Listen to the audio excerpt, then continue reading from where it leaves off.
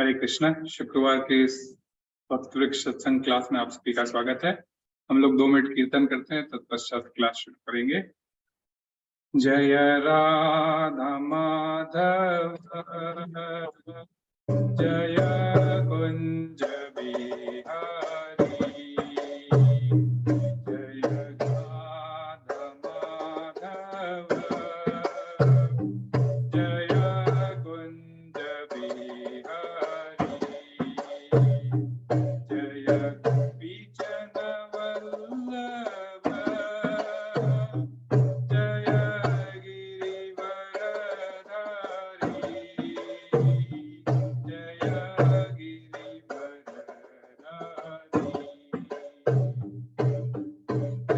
यशोदानंदन व्रज रंजन,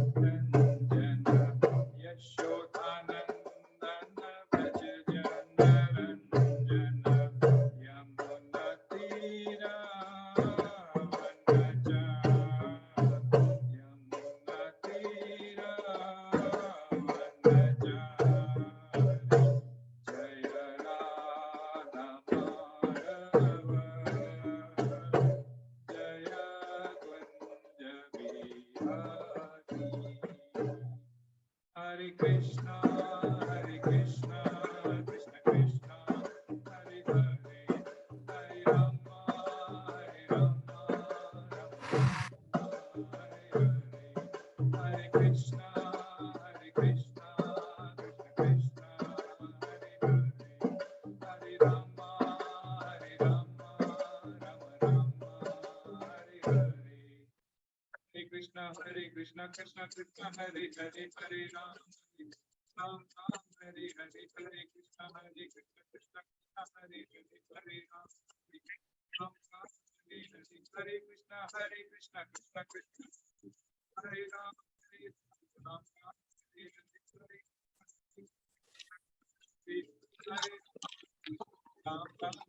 हरे, कृष्ण कृष्ण हरे राम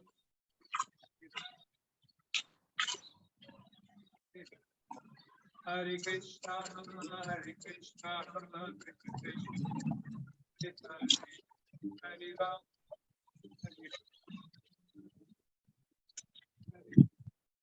जय प्रभु कनह, जय प्रभु कनह, जय प्रभु कनह, जय प्रभु, जय गुरु कनह, जय गुरु कनह, जय शील जय गुरु हरि बोल, हरि बोल, हरि बोल, जय गुरु हरि बोल। युगधर्म नाम संकीर्तन की जय। जय ओम विष्णुपाद परमहंस परिव्राजकाचार्य अष्टोत्तर श्रीमद् अभय चरणारविंदेसी भक्ति वेदांत स्वामी श्रील प्रभुपाद की जय। कृष्ण कृपा मूर्ति श्रील प्रभुपाद की जय। इस्कॉन फाउंडर आचार्य श्रील प्रभुपाद की जय। जय ओम विष्णुपाद परमहंस परिव्राजकाचार्य अष्टोत्तर श्रीमद् भक्ति सिद्धांत सरस्वती गोस्वामी महाराज प्रभुपाद ठाकुर की जय की जय। नामाचार्य श्री हरिदास ठाकुर की जय। प्रेम से कहो जय श्री कृष्ण चैतन्य प्रभु नित्यानंदा, श्री अद्वैत गदाधर श्रीवासादि श्री गौर भक्त वृंद की जय। जय श्री राधा कृष्ण गोपीनाथ श्याम कुंड राधा कुंड गिरि गोवर्धन धाम की जय। वृंदावन मथुरा गोकुल द्वारका धाम की जय। नवदीप मायापुर धाम की जय। पुण्य क्षेत्र जगन्नाथपुरी धाम की जय।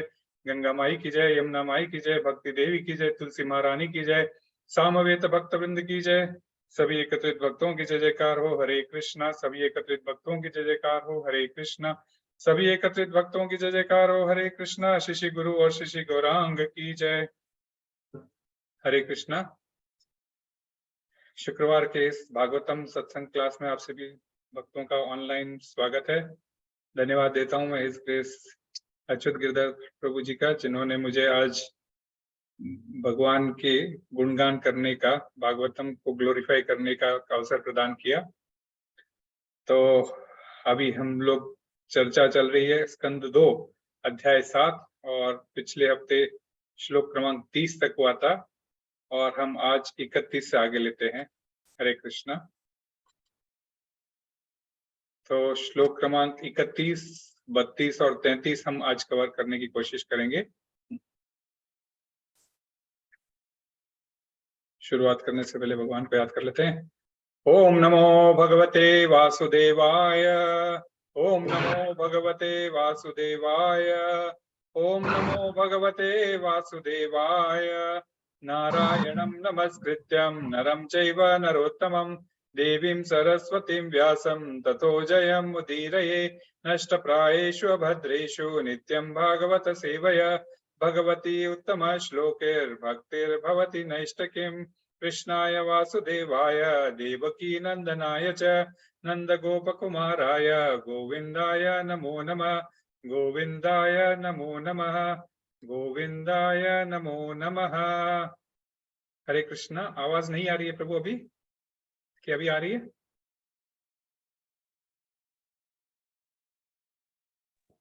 हरे कृष्ण प्रभु जी, आवाज आ रही है। अरे ठीक है प्रभु। हरे कृष्ण। स्कंद 2 अध्याय 7 और श्लोक क्रमांक 31। नंदं च मोक्षति भयाद् वरुणस्य पाशात् गोपान् विलेषु पिहितान् मयसूनुना च अप्यन्यापृतं निशीशयनामतिश्रमेण लोकं विकुण्ठमुपनेष्यति गोकुलं स्म। नंदं च मोक्षति भयाद् वरुणस्य पाशात् गोपान् विलेषु पिहितान् मयसूनना च अव्यन्यापृतं निशीशयानमतिश्रमेण लोकं विकुण्ठमुपनेष्यति गोकुलं स्म। कोई एक पढ़ना चाहेंगे? हरे कृष्ण।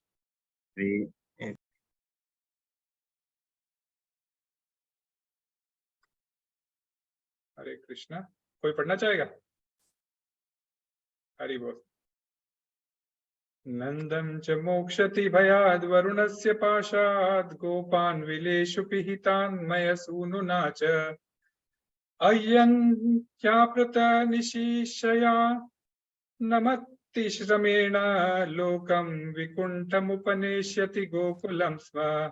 तात्पर्य अनुवाद भाई ऐसी भक्तिवेदांत स्वामी श्रील प्रभुपाद के द्वारा। श्रील प्रभुपाद की जय। भगवान श्री कृष्ण ने अपने पिता नंद महाराज को वरुण के भय से बचाया और ग्वाल बालों को पर्वत की कंदराओं में से, जहां मय के पुत्र ने उन्हें बंदी बनाकर रखा था, मुक्त किया। यही नहीं, भगवान श्री कृष्ण ने नंदावन के समस्त वासियों को, जो दिन भर काम में व्यस्त रहकर रात में थक कर निश्चित सोते थे, प्रभुओं के सर्वोच्च लोक का भागी बना दिया। ये सारे कार्य दिव्य है और उनके ईश्वरत्व को सिद्ध करने वाले हैं। तात्पर्य, एक बार भ्रमवश अर्धरात्रि में ही श्री कृष्ण ने के धर्म पिता नंद महाराज यह सोचकर कि रात समाप्त हो चुकी है, यमुना में स्नान करने गए, तो वरुण देव ने यह सोचकर उन्हें वरुण लोक लेते गए कि वे भगवान कृष्ण का दर्शन कर पाएंगे। भगवान श्री कृष्ण अपने पिता को छुड़ाने गए। वास्तव में वे नंद महाराज बंदी नहीं थे, क्योंकि वृंदावन के सारे निवासी अहर्निश श्री कृष्ण के चिंतन करते हुए भक्ति योग की समाधि में निमग्न रहते हैं। उन्हें किसी भौतिक कष्ट का भय न था। भगवत गीता में इसकी पुष्टि की गई है कि दिव्य प्रेम वश पूर्ण तरह आत्मसमर्पण करके भगवान की संगति में रहने से मनुष्य के सांसारिक कष्टों से मुक्ति मिल जाती है। यहाँ यह स्पष्ट उल्लेख है कि वृंदावन के वासी दिन भर कठिन परिश्रम करते थे और थक कर रात में चैन की नींद सोते थे। फलतः उन्हें पूजा करने या आध्यात्मिक कार्यों के लिए प्राय बहुत कम समय मिल पाता था, किंतु वास्तव में वे सर्वोत्कृष्ट आध्यात्मिक कार्यों में ही मग्न रहते थे। उनका हर कार्य आध्यात्मिक होता था, क्योंकि वह श्री कृष्ण के साथ उनके संबंधों से जुड़ा होता था। उनके कार्यों के केंद्र बिंदु श्री कृष्ण थे। फलतः उनके सारे तथाकथित भौतिक कार्य आध्यात्मिक शक्ति से संतृप्त होते थे। भक्ति योग पद्धति का यही लाभ है। मनुष्य को चाहिए कि वह हर कार्य भगवान के निमित्त करे और इस प्रकार उनके संपूर्ण कार्य कृष्ण के विचार से संतृप्त होंगे, जो आध्यात्मिक साक्षात्कार में समाधि का उच्चतम रूप है। 32 और 33 भी पढ़ लेते हैं, उसके बाद में एक साथ चर्चा कर लेंगे। गोपैर्मखे प्रतिहते वज्र विप्लवाय देवे विवर्षति पशून् कृपया रिरक्षु दत्तोच्छिलिन्द्रमिव सप्त दिनादि सप्त वर्षो महीध्रमनक धैर्य कले सलीलम्। गोपैर्मखे प्रतिहते वज्र विप्लवाय देवे विवर्षति पशून् कृपया रिरक्षु धर्तोच्छिलिन्द्रमिव सप्त दिनादि सप्त वर्षो महीध्रम कथैक करे सलीलम। कोई पढ़ना चाहेगा एक बार? हरि बोल। हरे कृष्णा। हरे कृष्णा। गोपैर्मखे प्रतिहते ब्रज विप्लवाय देवे अभिवर्षति पशून् कृपया रिरक्षु धर्तोच्छिलीन्द्रमिव सप्त दिनानि सप्त वर्षो महिध्रमनधैक करे सलीलम। हरे कृष्ण। अनुवाद तात्पर्य इसी भक्तिवेदांत स्वामी श्रील प्रभुपाद के द्वारा श्रील प्रभुपाद की जय। जब वृंदावन के ग्वालों ने श्री कृष्ण के आदेश से स्वर्ग के राजा इंद्र को आहुति देना बंद कर दिया तो लगातार 7 दिनों तक मूसलाधार वर्षा होती रही और ऐसा लग रहा था मानो सारी ब्रजभूमि बह जाएगी। तब केवल 7 वर्ष की आयु में श्री कृष्ण ने ब्रजवासियों पर अपनी अहेतुकी कृपावश अपने एक हाथ से गोवर्धन पर्वत को उठा लिया। ऐसे उन्होंने वर्षा से पशुओं की रक्षा करने के लिए ही किया। तात्पर्य, बच्चे प्राय कुकुरमत्ता छत्रक से खेलते हैं। अभी श्री कृष्ण 7 वर्ष के ही थे कि उन्होंने वृंदावन स्थित विशाल गोवर्धन पर्वत को पकड़कर छत्रक की भांति उठा लिया और ब्रजवासियों द्वारा इंद्र को यज्ञ की आहुति देने से इनकार किए जाने के कारण पशुओं तथा ब्रजवासियों की इंद्र के रोष से रक्षा करने के लिए वे उसे लगातार 7 दिनों तक धारण किए रहे। वास्तव में यदि कोई परमेश्वर की सेवा में निरत रहे तो देवताओं को बलि देने की कोई आवश्यकता नहीं है। वैदिक साहित्य में देवताओं को संतुष्ट रखने के लिए यज्ञों का जो विधान है वह याजक के लिए एक प्रकार की प्रेरणा है जिससे उसे उच्चतर अधिकारियों की उपस्थिति का बोध हो सके। भगवान के द्वारा भौतिक कार्यों में नियंत्रक हेतु देवताओं की नियुक्ति की जाती है और भगवत गीता के अनुसार यदि कोई देवता की पूजा करता है तो इसे परमेश्वर पूजन की अप्रत्यक्ष विधि माना जाता है, किंतु जब कोई परमेश्वर की प्रत्यक्ष पूजा करता है तो उसके लिए देवताओं का पूजन या विशेष अवस्था में यज्ञ करने की आवश्यकता नहीं रह जाती। फलतः भगवान श्री कृष्ण ने ब्रजवासियों को सलाह दी कि वे स्वर्ग के राजा इंद्र को किसी प्रकार की बलि भेंट न दे, किंतु यह जाने बिना कि ब्रजभूमि में भगवान कृष्ण है, इंद्र ब्रजवासियों पर अत्यंत क्रुद्ध हुआ और उसने अपराध का बदला लेना चाहा, किंतु भगवान होने के कारण श्री कृष्ण ने ब्रजभूमि के निवासियों तथा पशुओं को अपनी अंतरंगा शक्ति से बचा लिया और यह सिद्ध कर दिया कि यदि कोई परमेश्वर का भक्त बनकर उनकी सेवा करता है तो उसे अन्य देवताओं को प्रसन्न करने की कोई आवश्यकता नहीं रहती है, चाहे वह ब्रह्मा या शिव जैसे उच्च पद वाले देव ही क्यों न हो। इस प्रकार इस घटना से स्पष्ट रूप से सिद्ध हो गया कि श्री कृष्ण ही श्री भगवान है और वे ऐसे ही हर परिस्थिति में रहते हैं, चाहे अपनी माँ की गोद के शिशु के रूप में हो या 7 वर्षीय बालक के रूप में अथवा 125 वर्षीय वृद्ध पुरुष हो, लेकिन प्रत्येक अवस्था में वे सामान्य मनुष्य के स्तर तक कभी नहीं पहुंचे। यहाँ तक कि वृद्धावस्था में भी वे 16 वर्ष के युवक लगते हैं। भगवान का शरीर दिव्य के ये कुछ विशेष लक्षण है। 33rd भी लेते हैं।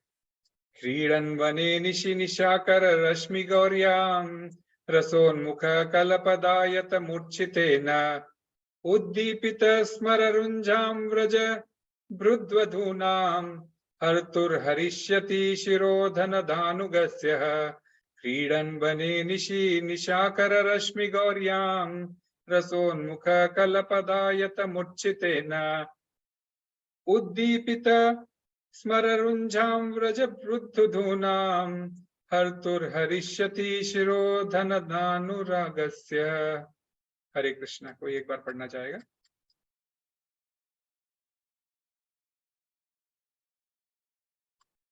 हरे कृष्ण प्रभु जी। क्रीडन वने निशि निशाकर रश्मि गौर्याम रसोन्मुखं कल पदायत मूर्छितेन उद्वित स्मररुजां व्रज वृद्धूनां हर्तु हरिष्यति शिरोधनु दानुगस्य। हरे कृष्णा। तात्पर्य अनुवाद पे इसी भक्तिवेदांत स्वामी श्रील प्रभुपाद की जय। अनुवाद, जब भगवान वृंदावन वासियों की पत्नियों से अपने मधुर तथा सुरीले गीतों द्वारा कामोत्तेजना जागृत करते हुए वृंदावन में रास लीला में मग्न थे तो कुबेर के एक धनी अनुचर शंखचूड़ नामक राक्षस द्वारा गोपियों का हरण किए जाने पर भगवान ने उसका सिर धड़ से अलग कर दिया। तात्पर्य, यहाँ पर व्यक्त कथनों पर ध्यान देने की आवश्यकता है क्योंकि ये नारद के प्रति ब्रह्मा के वचन है। वे नारद से भगवान के अवतार लेने के बाद की घटनाओं का उल्लेख कर रहे हैं जो भूत, वर्तमान और भविष्य के ज्ञाता है। उन्हें भगवान की लीलाएं ज्ञात है और ब्रह्मा जी उनमें से एक है। अतः उन्होंने भविष्य में जो होगा उसकी भविष्यवाणी कर दी है। भगवान द्वारा शंखचूड़ का वध निकट की घटना थी जो रास लीला के बाद घटी, न कि उसके साथ साथ। पिछले श्लोक में हम कालिया नाग के दंड देने की लीलाओं के साथ साथ धावाग्नि का वर्णन पढ़ चुके हैं। इसी तरह रास लीला और शंखचूड़ के वध का भी यहाँ वर्णन किया गया है। ये सारी घटनाएं ब्रह्मा जी द्वारा नारद से कही जाने के बाद भविष्य में घटित होनी है। भगवान ने शंखचूड़ का वध होरिका लीला के अवसर पर फाल्गुन मास में किया था और आज तक यह उत्सव सारे भारत में होली नाम से विख्यात है। और भगवान की होरिका लीला से एक दिन पूर्व यह उत्सव शंखचूड़ का पुतला जलाकर मनाया जाता है। सामान्य रूप से भगवान अथवा उनके अवतारों में भावी प्राकट्य तथा उनके कार्यों का वर्णन धर्म ग्रंथों में भविष्यवाणी के रूप में किया जाता है।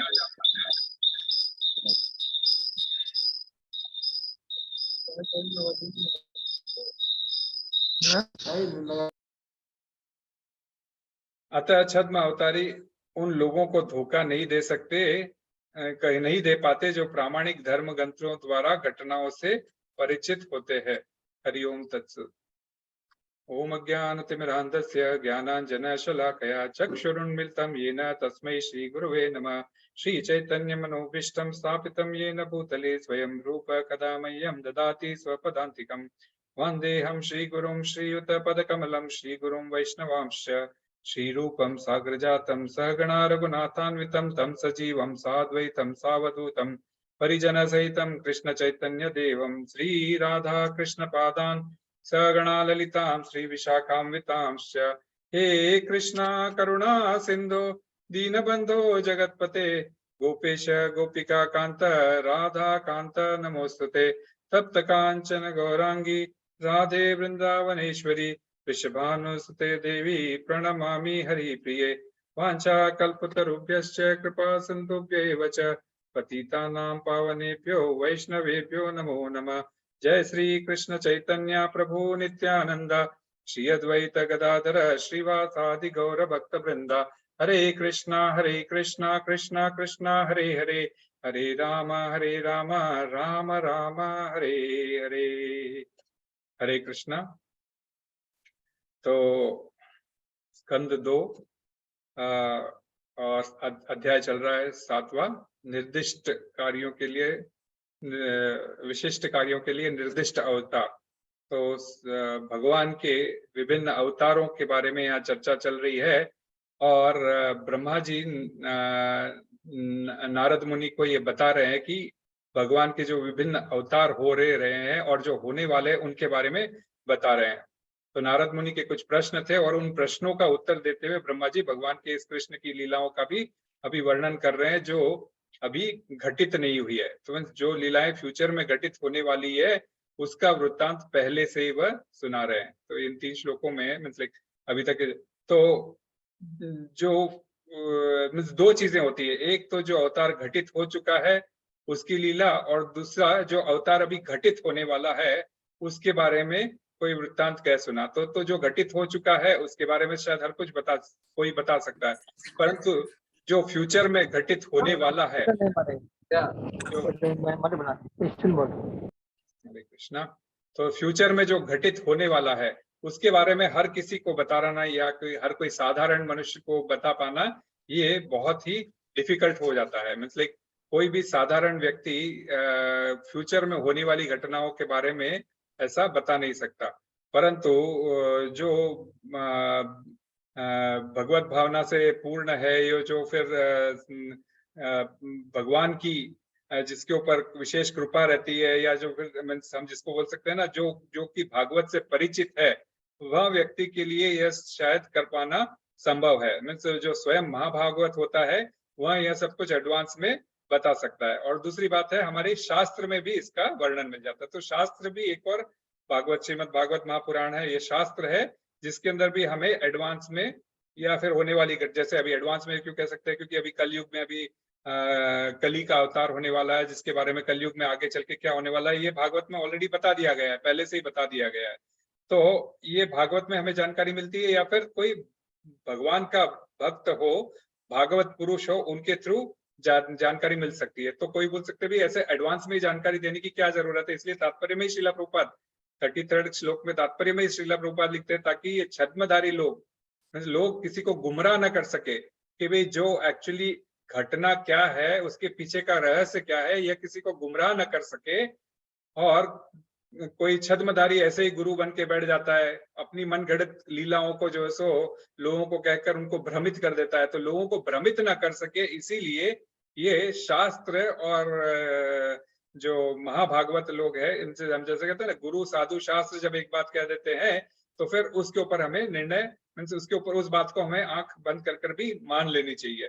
तो वे कभी भी, गुरु साधु और शास्त्र कभी भी एक दूसरे के परस्पर कभी भी कोई कथा या कोई वृत्तांत हमें नहीं कहेंगे। तो इसीलिए ये भागवत शास्त्र एक है, और स्वयं जो कह रहे हैं वे महाभागवत, वे भी एक है। तो ये कोई ऑर्डिनरी जो हम श्रीमद् भागवत महापुराण पढ़ रहे हैं, कोई ऑर्डिनरी शास्त्र नहीं है, ये एकदम श्रीमद् भागवत महापुराण ये 18वां महापुराण है, जो सारे पुराणों का एक हिसाब से, सारे वेदों का और पुराणों का एक हिसाब से पूरा निचोड़ है। इसमें भगवान की अपनी कथाएं, भगवान और भक्त के बीच में कथाएं, भगवान और भक्त के बीच में लीलाएं डिफाइन की, इसलिए इसको अमल पुराण कहा गया है। एकदम पवित्र पुराण है, कहने का मतलब अमल पुराण कहा गया है।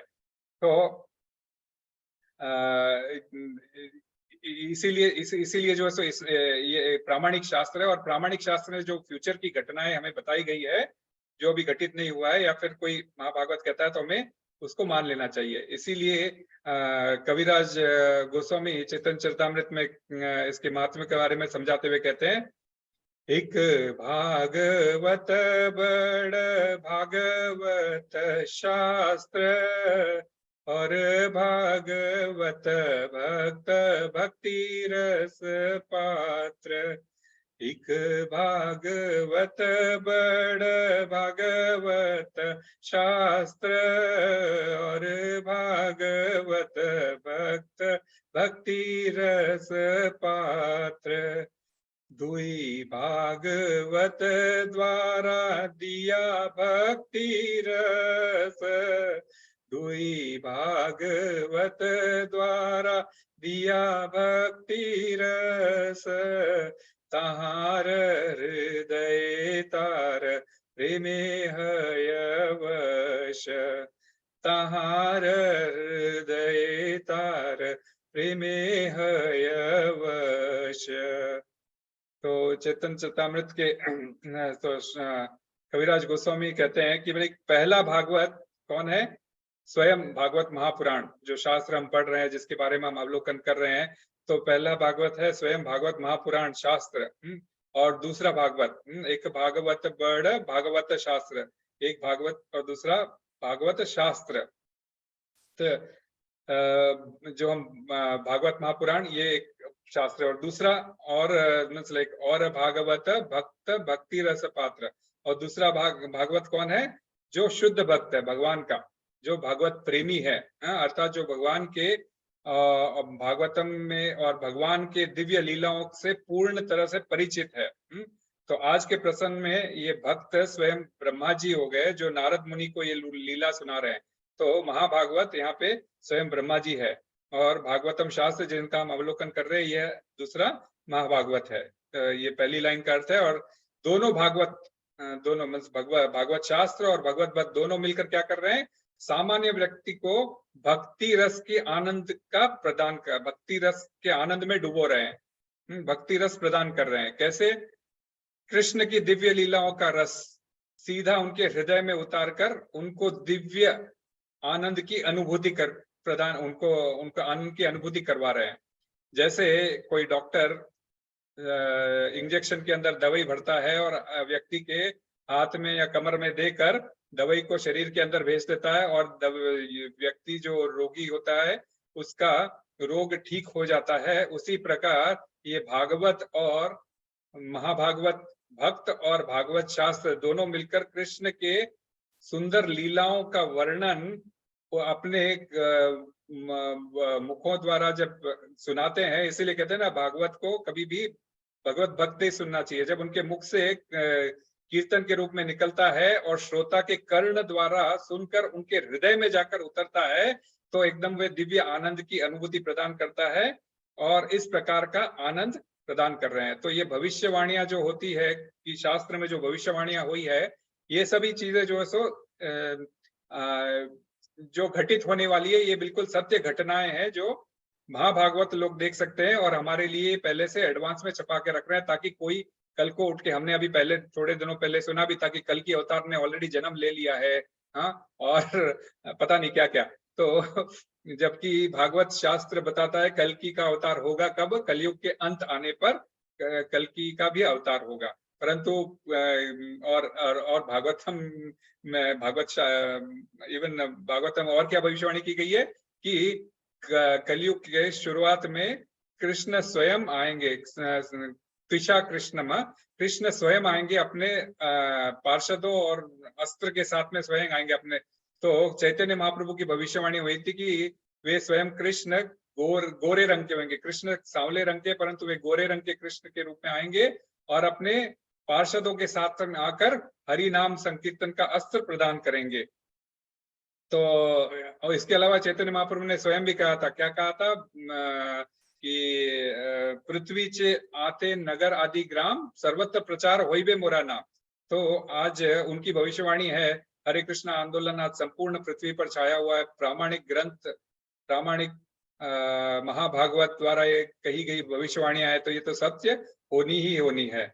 इसके अलावा श्रीला भक्ति विनोद ठाकुर ने श्रीला प्रभुपाद के बारे में भविष्यवाणी की थी 125 साल पहले। श्रीला प्रभुपाद के आने के 125 साल पहले ही बता दिया था, मोर सेनापति भक्त आएगा, जो कृष्ण का प्रचार करेगा। तो श्रीला प्रभुपाद के बारे में ऑलरेडी उन्होंने पहले से ही कहा था, और जो कृष्ण का प्रचार सारे विश्व भर में फैलाएगा।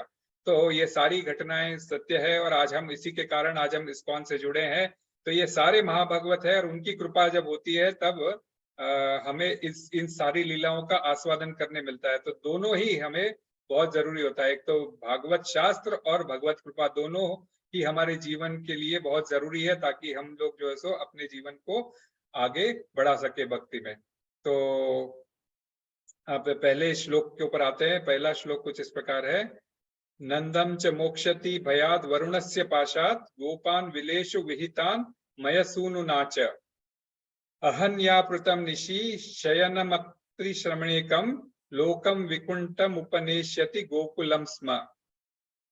तात्पर्य में एक बार पुनः पढ़ लेता हूँ। भगवान श्री कृष्ण ने अपने पिता नंद महाराज को वरुण के भय से बचाया और ग्वाल बालों को पर्वत की कंदराओं में से, जहां मय के पुत्र ने उन्हें बंदी बनाकर रखा था, मुक्त किया। यही नहीं, भगवान श्री कृष्ण ने वृंदावन के समस्त वासियों को, जो दिन भर काम में व्यस्त रहकर रात में थक कर निश्चित सोते थे, परव्योम के सर्वोच्च लोक का भागी बना दिया।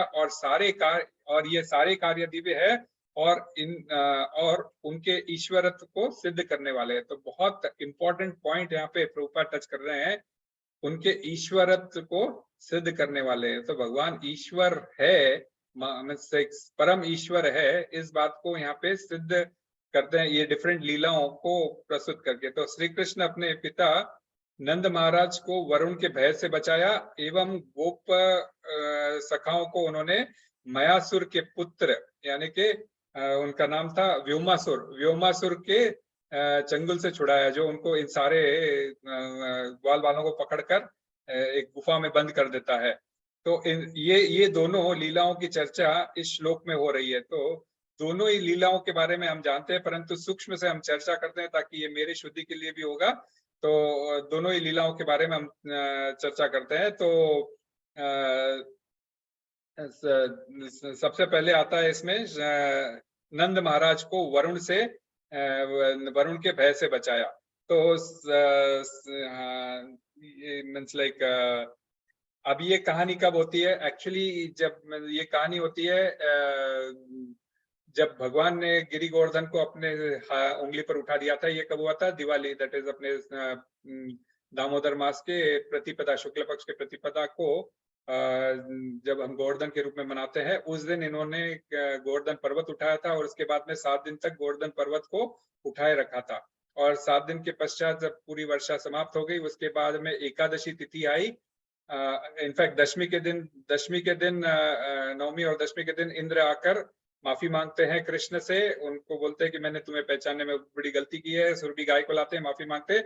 उसके पश्चात एकादशी की तिथि आई जिस दिन नंद महाराज ने एकादशी की तिथि के दिन व्रत रखा था। जैसे हम सभी लोग व्रत रखते हैं वैसे नंद महाराज ने एकादशी की तिथि का व्रत रखा था और द्वादशी एकादशी की तिथि का व्रत रख के रात्रि सवेरे जल्दी उठते ही हमें पारायण करना है। पारायण करने से पहले नदी में स्नान करके आते हैं। तो यमुना जी में स्नान करके आने के लिए वे रात में सो गए और सवेरे जैसे ही उठे उनको लग गया दिन हो गया है और वे तुरंत जो है सो यमुना जी में स्नान करने चले गए। और जैसे ही उन्होंने यमुना जी में स्नान कर रहे थे तभी वहां पे वरुण देव के अनुचर जो थे उन्होंने देखा कि ये एकदम गलत समय पर स्नान करने आ गए हैं। तो तुरंत उन्होंने नंद बाबा को बंदी बना लिया और उनके साथ लेके चले गए। तो एक्चुअल बात ये थी कि नंद बाबा नींद से जल्दी उठ गए थे, उनको लगा शायद भोर हो गई है, ब्रह्म मुहूर्त हो गया है। पहले के जमाने में घड़ियां तो नहीं रहती थी, तो ये तो बिल्कुल काल से और थोड़ा बाहर के वातावरण से पहचान जाता था। उनको ऐसे लगा कि शायद आवाज दे दी थी, मुर्गा ने आवाज दे दी हाँ, थी। मुर्गों ने भी आवाज दे दी थी। यस प्रभु, हरे कृष्णा। मुर्गों ने भी आवाज दे दी थी तो उनको लग गया कि बस थोड़ा दिन हो गया है। तो वे तुरंत जो है सो उठ के स्नान करने चले गए नदी के अंदर। तो वो समय आसुरिक समय था, जैसे बोलते हैं ना, जैसे क्या होता है रात के समय आपको कभी कभी हिदायत दी जाती है, आजकल भी आपको हिदायत दी जाती है कि आप स्विमिंग पूल में स्नान करने नहीं जाइएगा, है ना। शाम के बाद स्विमिंग पूल बंद कर दिया जाता है। क्यों? क्योंकि एक सेफ्टी के हिसाब से भी रात में कोई डूब जाएगा तो हमें पता नहीं चलेगा। वैसे ही समुद्र में स्नान करने के लिए आपको मना किया जाता है। या फिर कोई पूर्णिमा का दिन हो, अमावस का दिन हो, कभी कभी क्या होता है ज्वार आते हैं समुद्र के अंदर, तो आपको समुद्र में जाने की हिदायत नहीं दी जाती है क्योंकि ज्वार के अंदर व्यक्ति खींचा चला जाता है। तो समुद्र में जो ज्वार आते हैं, तो ये समय रात्रि का समय आसुरिक का समय होता है। तो इसीलिए थोड़ा इनऑस्पिशियस टाइम होता है। तो उस समय नंद महाराज ने वरुण के अंदर मीन्स जल के अंदर जब स्नान करने गए तो वरुण देवता को ये वरुण देवता का अपमान समझकर वरुण के अनुचरों ने उनको गिरफ्तार कर लिया और ले गए। जब उनको गिरफ्तार करके ले जा रहे थे तो नंद बाबा अकेले स्नान करने नहीं गए थे, उनके साथ उनके 2-4 मित्र भी गए थे। तो उन्होंने देखा कि नंद बाबा को पकड़कर ले जा रहे हैं तो वे जोर जोर से चिल्लाकर आवाज देने लगे। तो कृष्ण बलराम को अमित आवाज देने लगे कि भाई नंद बाबा को ले जा रहे हैं, ऐसा करते हैं। तो कृष्ण और बलराम उठकर आते हैं और देखते हैं, समझ जाते हैं, कृष्ण समझ जाते हैं कि भाई ये तो वरुण देव का खेल है। तो वरुण देव शायद उनको लेके गए और वह तुरंत क्या करते हैं, अपने भाई को लेकर सीधा वरुण लोक को चले आते हैं। तो अब एक्चुअल में वरुण देवता ने जो वरुण देवता के पास ये अनुचर जाके ले आते हैं और बोलते हैं कि ये तो वह तो समझ जाते हैं कि भाई ये तो नंद बाबा है, इनकी तो कोई ऐसी गलती नहीं हो सकती है, लेकिन ये लाए तो मेरे लिए अच्छी बात हो जाएगी, मेरा उद्धार का समय आ जाएगा, क्योंकि इनको छुड़ाने स्वयं भगवान आएंगे। तो भगवान वहां पहुंच जाते हैं वरुण लोक। तो वैसे ही वरुण लोक पहुंचते हैं तो वरुण देव कृष्ण का स्वागत करते हैं और उनको जो आरती वगैरह उतार कर उनकी वंदना करते हैं, स्तुति करते हैं। और नंद बाबा ये देखते रहते हैं और फिर उनके सामने वे कहते हैं कि भाई ठीक है, ये हमारे अनुचर ने जो है सो गलती से लाइक इनको पता नहीं था और इन्होंने गलती से आपको आपके पिताजी को यहाँ बंदी बनाकर ले आए हैं, ये लीजिए आप अपने पिताजी को संभालिए, हमें तो आपके दर्शन चाहिए थे, आपके दर्शन हो गए और हमारा जो है सो कम से कम ये जो इंद्र है, वरुण है, ये सारे पोस्ट है, तो एटलीस्ट हमें ये तो श्योर हो जाएगा कि हमने जब आपके दर्शन कर लिए तो हमें कम से कम इस पोस्ट से हमें निवृत्ति मिलेगी और हमें हमारा अगला जन्म सिद्ध हो जाएगा। तो एटलीस्ट हमें वापस अगले जन्म में मुझे वापस वरुण देव बनकर मुझे ये पोस्ट संभालना नहीं पड़ेगा, मैं एटलीस्ट आपके धाम वापस आ सकता हूँ। अतः वे खुद मतलब प्रार्थना करते हैं, स्वामी हे भगवान, हे परब्रह्म, आप जन जन के परंपरा में आपको नमस्कार करता हूँ, आप परम दिव्य पुरुष है, अतः आप पर प्रकृति का प्रभाव पड़ने की कोई संभावना नहीं है। मुझे खेद है कि मूर्खतावश मैंने न जानने के कारण ये क्या करणीय कार्य किया है, जो नहीं करना चाहिए था वह कार्य किया है। मेरे दास ने भूल से आपके पिता नंद बाबा को बंदी बना लिया, अतः मैं अपने दास के अपराध के लिए आपसे क्षमा प्रार्थी हूँ।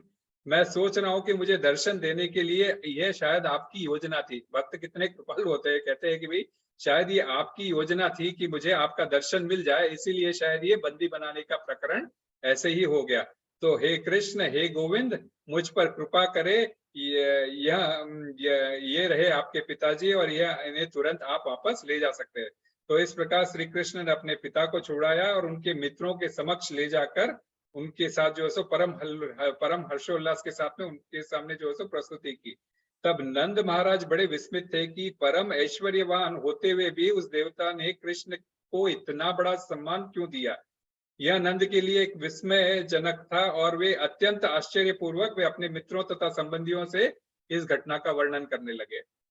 यद्यपि कृष्ण सचमुच इतनी आश्चर्यजनक रीति से कार्य कर रहे थे, तो भी महाराज नंद और यशोदा मैया ने सोच नहीं पाए कि ये मेरा लल्ला भगवान है। वे तो इसके मतलब कभी भी उन्हें अपना जो है सो लाडला पुत्र ही समझते थे। अतः नंद महाराज ने इस तथ्य को स्वीकार नहीं किया कि वरुण ने कृष्ण को इसीलिए पूजा की क्योंकि वे श्री भगवान थे। उनको लगा कि वे इसीलिए पूजा की कि वे आश्चर्यजनक बालक होने के कारण वरुण ने कृष्ण को सम्मान दिया। तो नंद महाराज के सारे ग्वाल बाल मित्र यह जानने के लिए बहुत उत्सुक थे, क्योंकि जब सभी जानते हैं कि भाई वरुण लोक से वापस आप लेके कैसे आए, तो सभी लोग ऐसा सारे जानने के लिए इच्छुक थे कि क्या सचमुच कृष्ण श्री भगवान है और क्या वे उन्हें मोक्ष दे देंगे।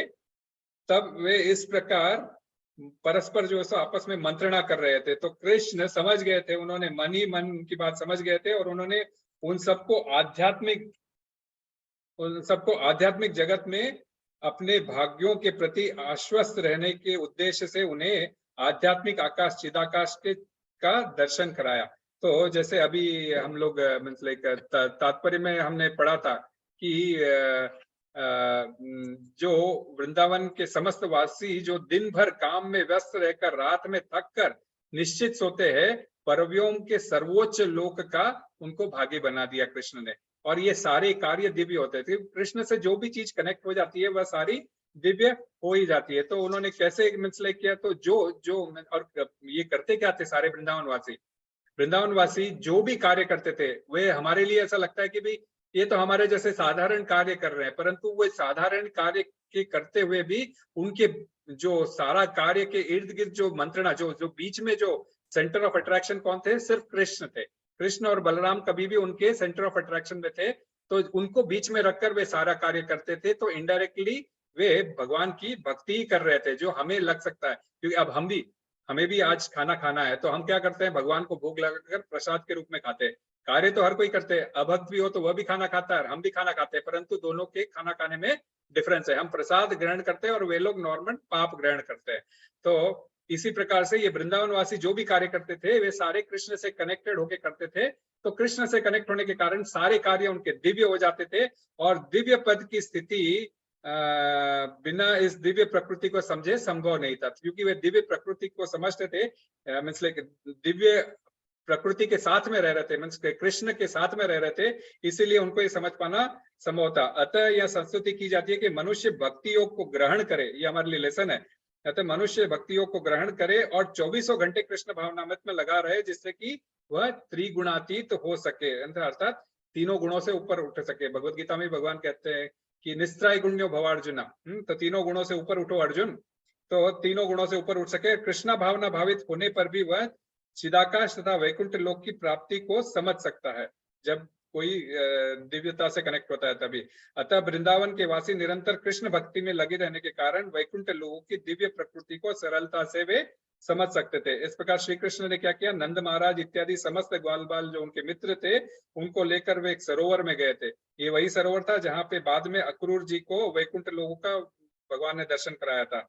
वे सब उस सरोवर में स्नान किया और जैसे वे समुद्र में स्नान करने जाते हैं तो उनको जो है सो नीचे समुद्र के सरोवर में स्नान करने आते हैं, तो सरोवर के अंदर वे कृष्ण का दर्शन करते हैं, जहाँ पे अनेक वैकुंठवासी उनका स्तुतियों के साथ में उनका मंत्रणा कर रहे हैं, उनकी पूजा और आराधना कर रहे हैं।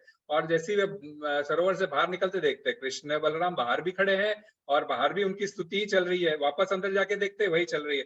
तो इस प्रकार चिदाकाश और वैकुंठ लोकों का भगवान ने उन सारे ग्वाल बालों को और नंद महाराज को उन्होंने जो है सो अपने आध्यात्मिक लोक का परव्यों का उन्होंने दर्शन कराया और उसके बाद उनको आनंद और उल्लास के साथ में उन्होंने दोनों ही जगह, इन दोनों ही जगह जो है सो आनंद और उल्लास के साथ में दोनों की स्तुतियां होने लगी। तो ये हो गई नंद बाबा की कथा। और दूसरी कथा आती है इसमें अपने जो मय दानव का जो पुत्र था उसकी कथा भी एक लीला है जिसमें यहाँ पे उन्होंने चर्चा की है। तो वो कथा इस प्रकार है कि केसी के मीन्स ये अपने केसी नाम के एक राक्षस को मारने के बाद में श्री कृष्ण अपने सखाओं के साथ में गोवर्धन पर्वत पर अपने गैयाओं को चराने के लिए रोजमर्रा की तरह वह निकल गए थे। तो और सभी मीन्स लाइक बड़े सारे बालक ही थे। तो वे सब जो है सो जब गैया चराने का समय था तो वे क्या कर रहे, अब जैसे हमारे बालक खेलते चोर पुलिस खेलेंगे, तो वैसे ही वे जो है सो चोर पुलिस का खेल खेल रहे थे। तो ये चोर पुलिस का खेल हम जो आज खेलते हैं बच्चे और सारे मिलके, ये आज का नहीं, ये कृष्ण के जमाने से चला आ रहा है। तो कुछ ग्वाल बाल उसमें से पुलिस बन गए, कुछ ग्वालपाल जो है सो चोर बन गए, और कुछ जो है सो भेड़े बन गए ताकि भेड़े चुराना का ये कार्य कर सके। तो ये जब लीला चल रही थी तो ऊपर से आकाश में क्या हुआ था, एक असुर, व्योमासुर नाम का एक असुर था जो मय दानव का पुत्र था, वह जा रहा था और उसने देखा अरे ये तो ग्वाल वाले, ये तो कृष्ण बलराम है, तो ऐसा करता हूँ इनको मैं आज मजा चखाता हूँ। ऐसा कर करके क्या किया, उसने अपना रूप बदला और एक ग्वाले का रूप, बाल सखा का ग्वाले का रूप लिया जो चोर बन रहा था। और चोर का खेमे में जाके, तो जैसे खेमा बांट लेते हैं, ये पुलिस वाला और ये चोर का खेमा, तो चोर के खेमे में जा घुसा और सारे भेड़ों के रूप में जो अन्य ग्वाल बालक थे उन सबको अपने कंधे पर उठा के ले जाता और जाकर जो है सो पर्वत की गुफाओं में, कंदराओं में जो बताया गया, पर्वत की गुफाओं में ले जाकर छोड़ देता। तो ये सिलसिला चलता रहा और सारे बच्चों को वो ले जाकर जो है सो गुफाओं में उसने बंद कर दिया। तो कृष्ण ने देख के समझ गए, कृष्ण ये देखकर समझ गए और वे कि ये तो अपना व्योमासुर है, तो इसको तो मजा चखाना पड़ेगा, तो ये छल से इसने ऐसा कार्य किया है। अतः उन्होंने उसको मतलब उसी खेल में, जैसे चोर पुलिस कैसे चोर को लेके धपकता है, तो वैसे ही जब ये व्योमासुर अपने अन्य भेड़ों को लेकर जा रहा था तो कृष्ण पुलिस बन गए उस समय और उन्होंने ऐसे पकड़ के जाके व्योमासुर को दबोच लिया। अब दबोच लिया तो व्योमासुर तो छटपटाने लगा, बहुत बचाने की कोशिश की अपने आप को कि छोड़ के निकल जाऊं यहाँ से, परंतु हमारे कृष्ण बड़े तिरछे हैं, है ना, किसी को ऐसा तो कभी किसी के पकड़ में आते नहीं और किसी को पकड़ते नहीं, और यदि किसी को पकड़ लिए हैं तो फिर कभी छोड़ते नहीं। तो कृष्ण से छुड़ा पाना, ये पूतना ने भी एक बार मतलब को जब अपने स्तनपान करा रही थी और कृष्ण स्तनपान कर रहे थे तो उन्होंने बहुत कहा छोड़ छोड़ छोड़, मुंच मुंच मुंच, काफी पूतना ने चिल्लाया, परंतु भगवान छोड़ने वालों में से थोड़ी है, उन्होंने दूध के साथ साथ पूतना के प्राण भी पी गए। तो यहाँ पर भी कृष्ण ने उनको ऐसा दबोच लिया जैसे कोई शेर भेड़ को दबोच लेता है ना, शेर के हाथ में भेड़ आ जाए तो वो छोड़ेगा नहीं, छोड़ेगा, वैसे ही तो भगवान ने उसको दिया और उसको जोर से उठा के एक बार नीचे पटका और उसके प्राण पखेरु सारे बिखर गए। उसके बाद में उन्होंने गुफा जिसके अंदर उन्होंने बंद कर दिया था और पत्थर लगा दिया था, बाहर से पत्थर को निकाला और सारे ग्वाल वालों को फ्री कर वापस जो है सो अपने रोज के काम की तरह जो है सो वे वापस अपने घर को निकले। तो ये दोनों लीलाएं इस पर्टिकुलर एक श्लोक में समझाई है,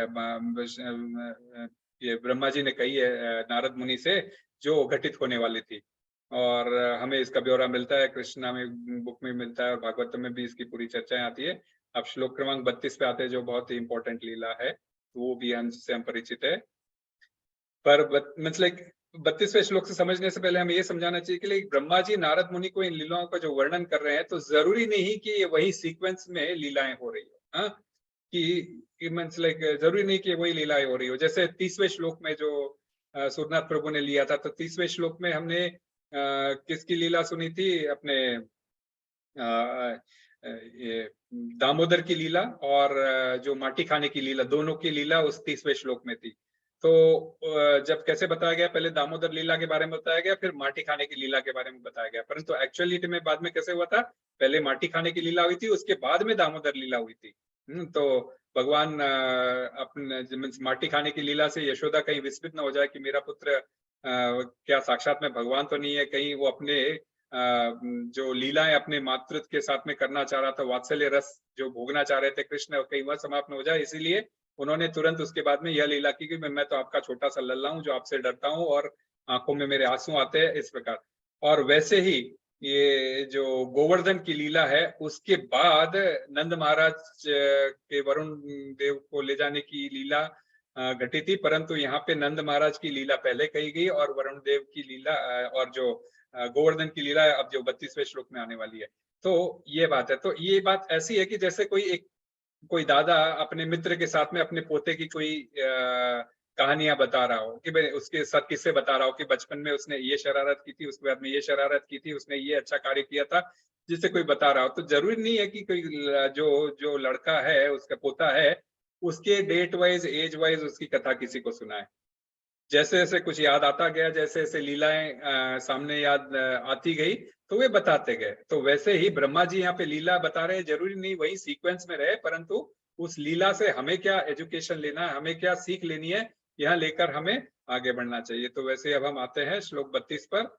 गोपेर मखे प्रतिहते व्रज विप्लवाय देवेभिवर्षित पशून् कृपया रिरक्षो दत्तौर छिलिंद्रमिव सप्त दिनादि सप्त वर्षो महीध्रमनक धैक करे सलीलम। अर्थात जब वृंदावन के ग्वालों ने कृष्ण के आदेश से स्वर्ग के राजा इंद्र को आहुति देना बंद कर दिया, तो लगातार 7 दिनों तक मूसलाधार वर्षा होती रही और ऐसा लग रहा था मानो सारी ब्रजभूमि बह जाएगी। तब केवल 7 वर्ष की आयु के श्री कृष्ण ने ब्रजवासियों पर अपनी अहेतुकी कृपावश अपने एक हाथ से गोवर्धन पर्वत उठा लिया। ऐसा उन्होंने वर्षा से पशुओं की रक्षा करने के लिए ही किया था। तो हम सभी जानते हैं गोवर्धन लीला भगवान ने की थी दीपावली के दूसरे दिन।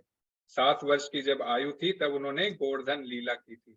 तो ये दिन था जब सारे ब्रजवासी इंद्र की पूजा की तैयारी करते थे। इंद्र वर्षा देता है, इसीलिए उनको यज्ञ के रूप में उनकी पूजा किया करते थे। तो ये चला आ रहा था, परंतु कृष्ण ने एक दिन अपने पिताजी से पूछ लिया कि भाई ये किस यज्ञ की तैयारी चल रही है और इस यज्ञ से क्या फायदा, क्योंकि वे जानते थे। क्या जानते थे? भगवत गीता में कहते क्या है, अंतवंतु फलम तेषां तद्भवत्य अल्पमेधसाम देवान देवयजो यान्तिर्मद्भक्ता यान्ति मामपि। अर्थात अल्प बुद्धि वाले व्यक्ति देवताओं की पूजा करते हैं और उनसे प्राप्त होने वाले फल जो सीमित तथा क्षणिक होते हैं, देवताओं की पूजा करने वाले देवलोक को जाते हैं, किंतु मेरे भक्त अत्यंत मेरे परम धाम को प्राप्त होते। ये भगवत गीता के 7वें अध्याय के 23वें श्लोक में भगवान ने ऑलरेडी कहा है। वैसे 3-4 श्लोक कंटिन्यूअस कहे, क्योंकि वे जानते थे कि ये जो देवताओं को जो यज्ञ के रूप में जो दे रहे हैं ये तो सही नहीं है।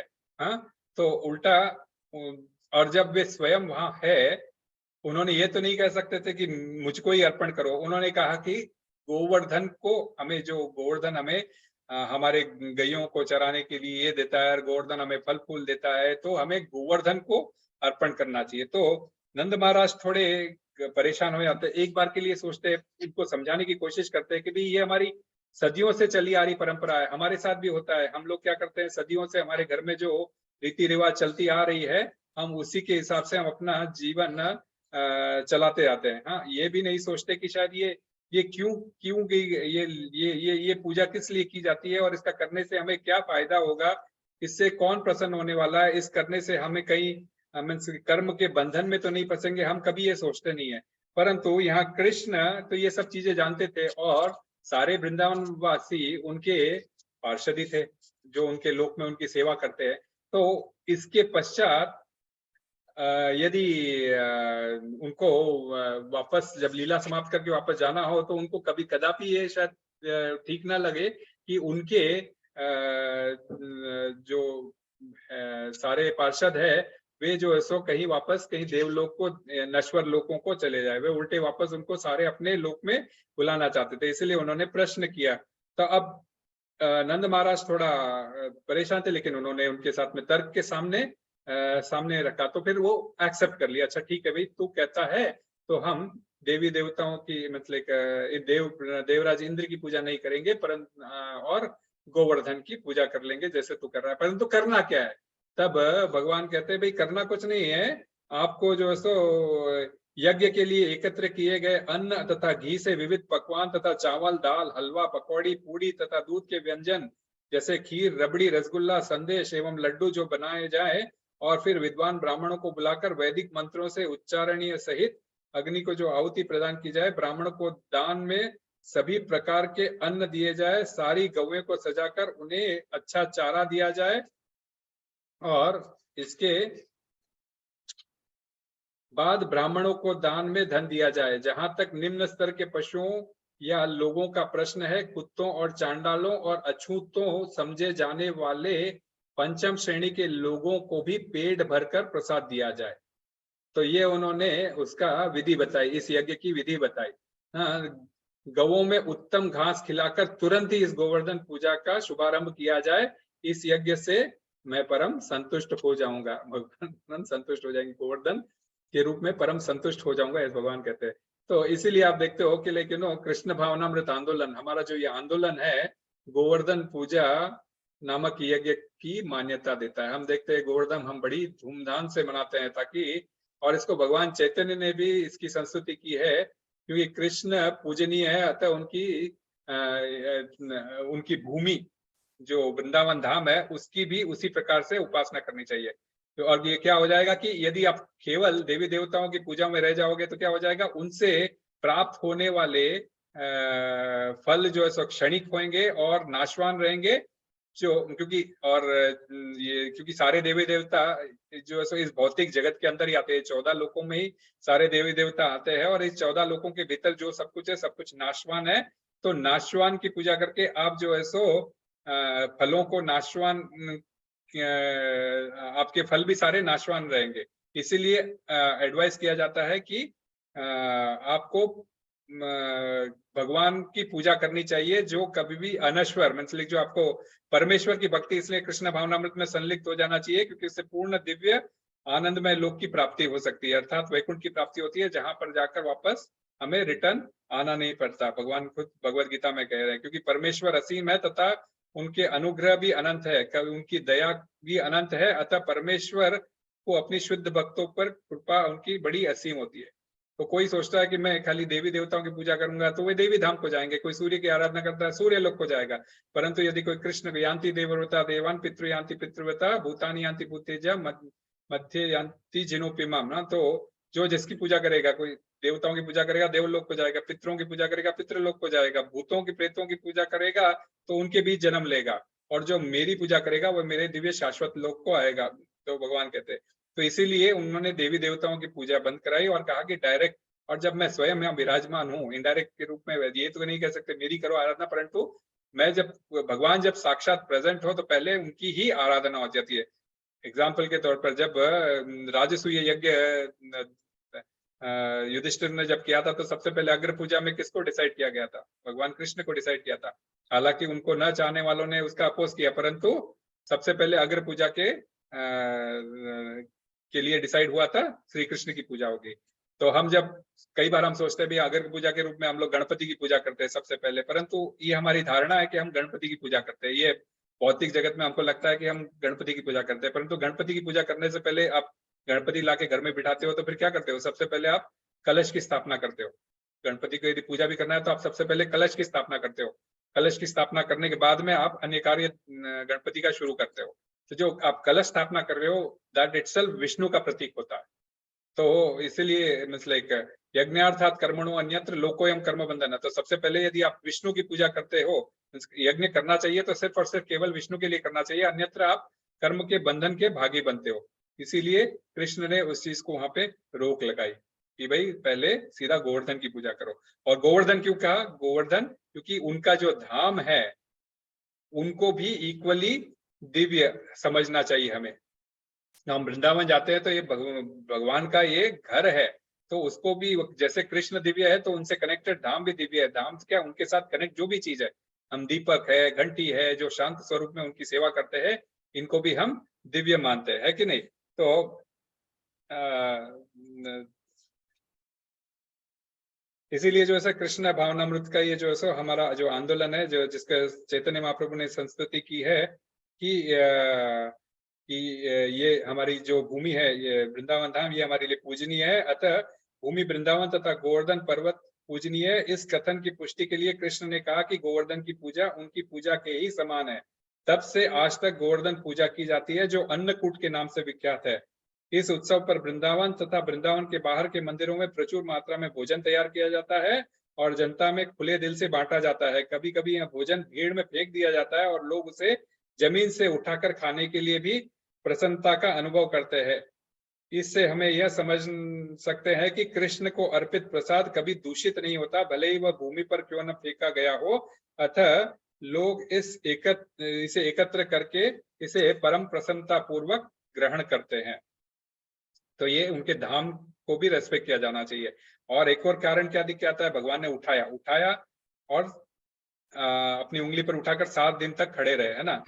और 7 दिन तक करके उन्होंने क्या किया, अपने सारे जो गोकुलवासी है, उनके जो गायें हैं, पशु है, इन सब की उन्होंने रक्षा की इंद्र के प्रकोप से, क्योंकि इंद्र ने जो संवर्तक नामक जो मेघ भेज दिए थे।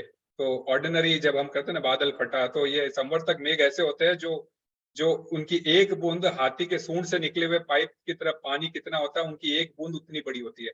तो इस प्रकार लगातार 7 दिन तक मूसलाधार वर्षा होती रही। तो भगवान ने इतने भक्त वत्सल है कि उन्होंने सारे उनको उठाकर उनके नीचे लाकर उनको शरण दी और वजह से उनको भक्त वत्सलता का अपना परिचय दिया। भगवत गीता में क्या कहते हुए, सर्वधर्मान परित्यज्य मामेकम शरणम व्रज अहम त्वाम सर्व पापेभ्यो मोक्षयिष्यामि मा शुचा। तो ये गोवर्धन उठाकर उन्होंने अपने धामवासियों की रक्षा तो की, पशुओं की रक्षा की इंद्र के प्रकोप से, और ये डेमोन्स्ट्रेट किया कि मैंने ऐसे ही नहीं कहा है।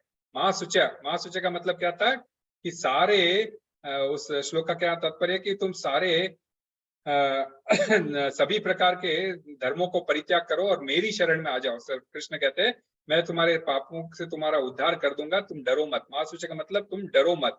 तो डरो मत कहकर मतलब उनका डर मिटाया। और कैसे, सिर्फ सर्वधर्मान परित्यज्य, सिर्फ माँ के एकम शरणम व्रज, खाली उनकी शरण में आ जाओ। और जब उन्होंने उठाया तो सारे लोग उनकी शरण में ही थे। इसलिए यहाँ कहा गया कि कोई भी मतलब कोई समस्त पापों से मुक्ति क्यों ना हो ले, केवल श्री कृष्ण के शरणागत हो जाने पर हम स्वतः मुक्त हो जाते हैं। पापों से मुक्त होने के लिए हमें कोई कठोर प्रयास करने की कोई आवश्यकता नहीं है। बेझिझक होकर कृष्ण समस्त जीवों के रक्षक है, हमें बस इस बात को स्वीकार कर लेना चाहिए और श्रद्धा से उनकी शरण ग्रहण कर लेनी चाहिए। हरिभक्ति विलास में कहते हैं, अनुकूलस्य संकल्प प्रतिकूलस्य वर्जनम रक्षस्यति विश्वासो गोपत्रत्वे वर्णम तथा आत्मनिरपेक्ष कार्पण्ये षड्विधा शरणागति। तो 6 प्रकार से जो शरणागति होती है, आज भी वर्धगोपाल प्रभु सुबह की क्लास में बता रहे थे। तो उसमें ये भगवान को किसी प्रकार से शरणागति हमें ग्रहण करनी चाहिए। तो भक्ति योग के अनुसार मनुष्य को वही धर्म स्वीकार करना चाहिए जिससे अंततः भगवत भक्ति की हमें प्राप्ति हो सके। समाज में अपनी स्थिति के अनुसार कोई एक विशेष कर्म कर सकता है। यदि कोई अपना कर्म करने के लिए कृष्ण भावनामृत तक नहीं पहुंच पाता तो उसके सारे कार्य जो है एकदम व्यर्थ है, बेकार है। जिस कर्म में कृष्ण भावनामृत की पूर्ण अवस्था प्राप्त न हो सके उससे हमें बचना चाहिए। इसलिए मनुष्य को विश्वास होना चाहिए कि समस्त परिस्थितियों में केवल और केवल कृष्ण हमारी रक्षा करेंगे। जैसे वृंदावन वासी थे, उन्होंने हर परिस्थिति में यही सोचा कि हम तो बिल्कुल निस्सहाय है, कृष्ण ने गोवर्धन उठा रखा है। हालांकि वे भी कर रहे थे, अपने अपनी छड़ियों से उन्होंने अपनी मदद की और कहते भी तू अकेले नहीं, हमने भी मदद की है तुम्हारी। परंतु मन ही मन ये जानते थे कि हम बिल्कुल कृष्ण हमारे सारे परेशानियों का हल कर देंगे। तो पूर्ण कृष्ण भावना भावित होकर भगवत भक्ति में हमें प्रवृत्त होना चाहिए। इस प्रकार जो है हम सारे कलमश से मुक्त हो जाएंगे। बस तो खाली शरणागति होनी चाहिए। कह दिया कृष्ण ने एक ही बार कह दिया कि भाई देवी देवताओं की पूजा छोड़ो, आप गोवर्धन की पूजा करो। तो सारे ब्रजवासियों ने मान लिया। किसी ने तर्क वितर्क बहुत ज्यादा देर तक करने की कोशिश नहीं की कि हमें इस प्रकार का नया अनुष्ठान नहीं शुरू करना चाहिए। अच्छा, गोवर्धन उठाया भी तो किस पे, छोटी सी उंगली पर उठाया। तो उससे क्या डेमोन्स्ट्रेट किया कि अपने सर्वशक्तिमत्ता का, भगवान का डेफिनेशन क्या है, भगवान जो समस्त प्रकार 6 प्रकार के ऐश्वर्यों को जो वहन करते हैं, षड ऐश्वर्य, जिसको ऐश्वर्यस्य समग्रस्य वीर्यस्य यशश्च श्रिय ज्ञान वैराग्योश्चैव सन्नम भागा इति गणा। तो 6 प्रकार के ऐश्वर्य है, मतलब हर प्रकार का बल, हर प्रकार की मीन्स लाइक यश, हर प्रकार सुंदरता, जिसके पास सब जो सबसे ज्यादा सुंदर हो, जो सबसे ज्यादा धनवान हो, जो मीन्स जो ज्ञानवान हो, जो मीन्स हर प्रकार से रिनंसिएशन को मीन्स लाइक वैराग्य, तो ये ना इन सब में जो उन्होंने डेमोन्स्ट्रेट और अपने जीवन में उन्होंने इन सारी चीजों को डिस्प्ले भी किया था, प्रूव भी किया था कि इन सारी चीजों को वो वहन कर सकते हैं। तो इसमें ये था बल का। तो एक छोटी सी उंगली इतनी बलवान हो सकती है, तो पूरा हाथ कितना हो सकता है। तो हम तो अपने पूरे हाथ पर भी एक किताब को यदि उठा के 1 घंटा रखने को कहे तो शायद हमारा तो हाथ ही टूट जाए या फिर काम ही करने लायक ना रह जाए। तो कृष्ण की उंगली इतनी बलवान हो सकती है, तो हाथ कितना बलवान हो सकता है। हाथ बलवान हो सकता है तो कंधे कितने बलवान हो सकते हैं, तो वो खुद स्वयं कितने बलवान हो सकते हैं। आप इसका अंदाजा लगा सकते हैं कि 7 दिन तक उन्होंने 7 दिन 7 रात एक जैसे उन्होंने उठा कर रखा। तो यह समझना चाहिए कि केवल कृष्ण को प्रसन्न, तो अल्टीमेट ये निष्कर्ष क्या निकलता है कि केवल कृष्ण को यदि हम प्रसन्न कर लिए तो फिर हमें कोई अन्य देवी देवताओं को प्रसन्न करने की जरूरत नहीं रह जाती, वे स्वतः प्रसन्न हो जाते हैं। चाहे वे फिर शिला प्रभुपाद में लिखते हैं, चाहे वे ब्रह्मा जी हो या शिव जी क्यों ना हो, है ना, उनका आदर हमें सम्मान हमें जरूर करना चाहिए, परंतु प्रसन्न करने की बात, यज्ञ, मैंने कहा था यज्ञ अर्थात कर्मणो अन्यत्र, तो यज्ञ किसी के लिए करना हो तो वो केवल और केवल कृष्ण के लिए करना चाहिए। तो इस प्रकार यह भी सिद्ध होता है कि केवल कृष्ण ही भगवान है और सच्चिदानंद स्वरूप वाले हैं। तभी शिला प्रभुपाद जो तात्पर्य में लिखते हैं कि कोई वे वही कृष्ण है जो चाहे अपने माँ के गोद में खेल रहे हो या 7 वर्ष के बालक जो गोवर्धन उठा रहे हो या 125 साल के कोई व्यक्ति हो, तो वे कृष्ण एक ही है। 125 साल का व्यक्ति यदि कोई भौतिक जगत में देखोगे तो कितना बूढ़ा हो जाएगा, उसकी झुर्रियां निकल जाएगी, मीन्स लाइक इतना बूढ़ा हो जाएगा। परंतु 125 साल के कृष्ण यहाँ पे 125 साल थे इस धरा पे, और उनका स्वरूप कैसा था, बिल्कुल 16 साल के उम्र वाला, नव यौवनम च, जो ब्रह्म संहिता में आता है, नव यौवनम च, हाँ ऐसा उनका स्वरूप था। और किससे बना हुआ था उनका, हमारा तो ये भौतिक शरीर भूमि रापो नलो वायु खम मन और बुद्धि रेवच अहंकार में बिना प्रकृति अष्टता, प्रकृति के 8 तत्वों से 5 स्थूल तत्व और 3 सूक्ष्म तत्वों से बना हुआ हमारा शरीर है, परंतु कृष्ण सच्चिद आनंद से बने हुए हैं। गोविंदम आदि पुरुषम तमहम भजामि। तो इस गोवर्धन लीला से हमें कुछ एक इंपॉर्टेंट, बहुत सारे लेसन है वैसे, लेकिन मैंने कोई 2-4 ही लिए। ये 33वें श्लोक पे आते हैं। क्रीडन वने निशि निशा कर रश्मि मुगौर्या रसोन्मुख कलपादय मूर्छितेन उद्दीपित स्मर रुझाम व्रज वृद्ध वधूनाम हर्तुर हरिष्यति शिरो धनुधान गस्यः।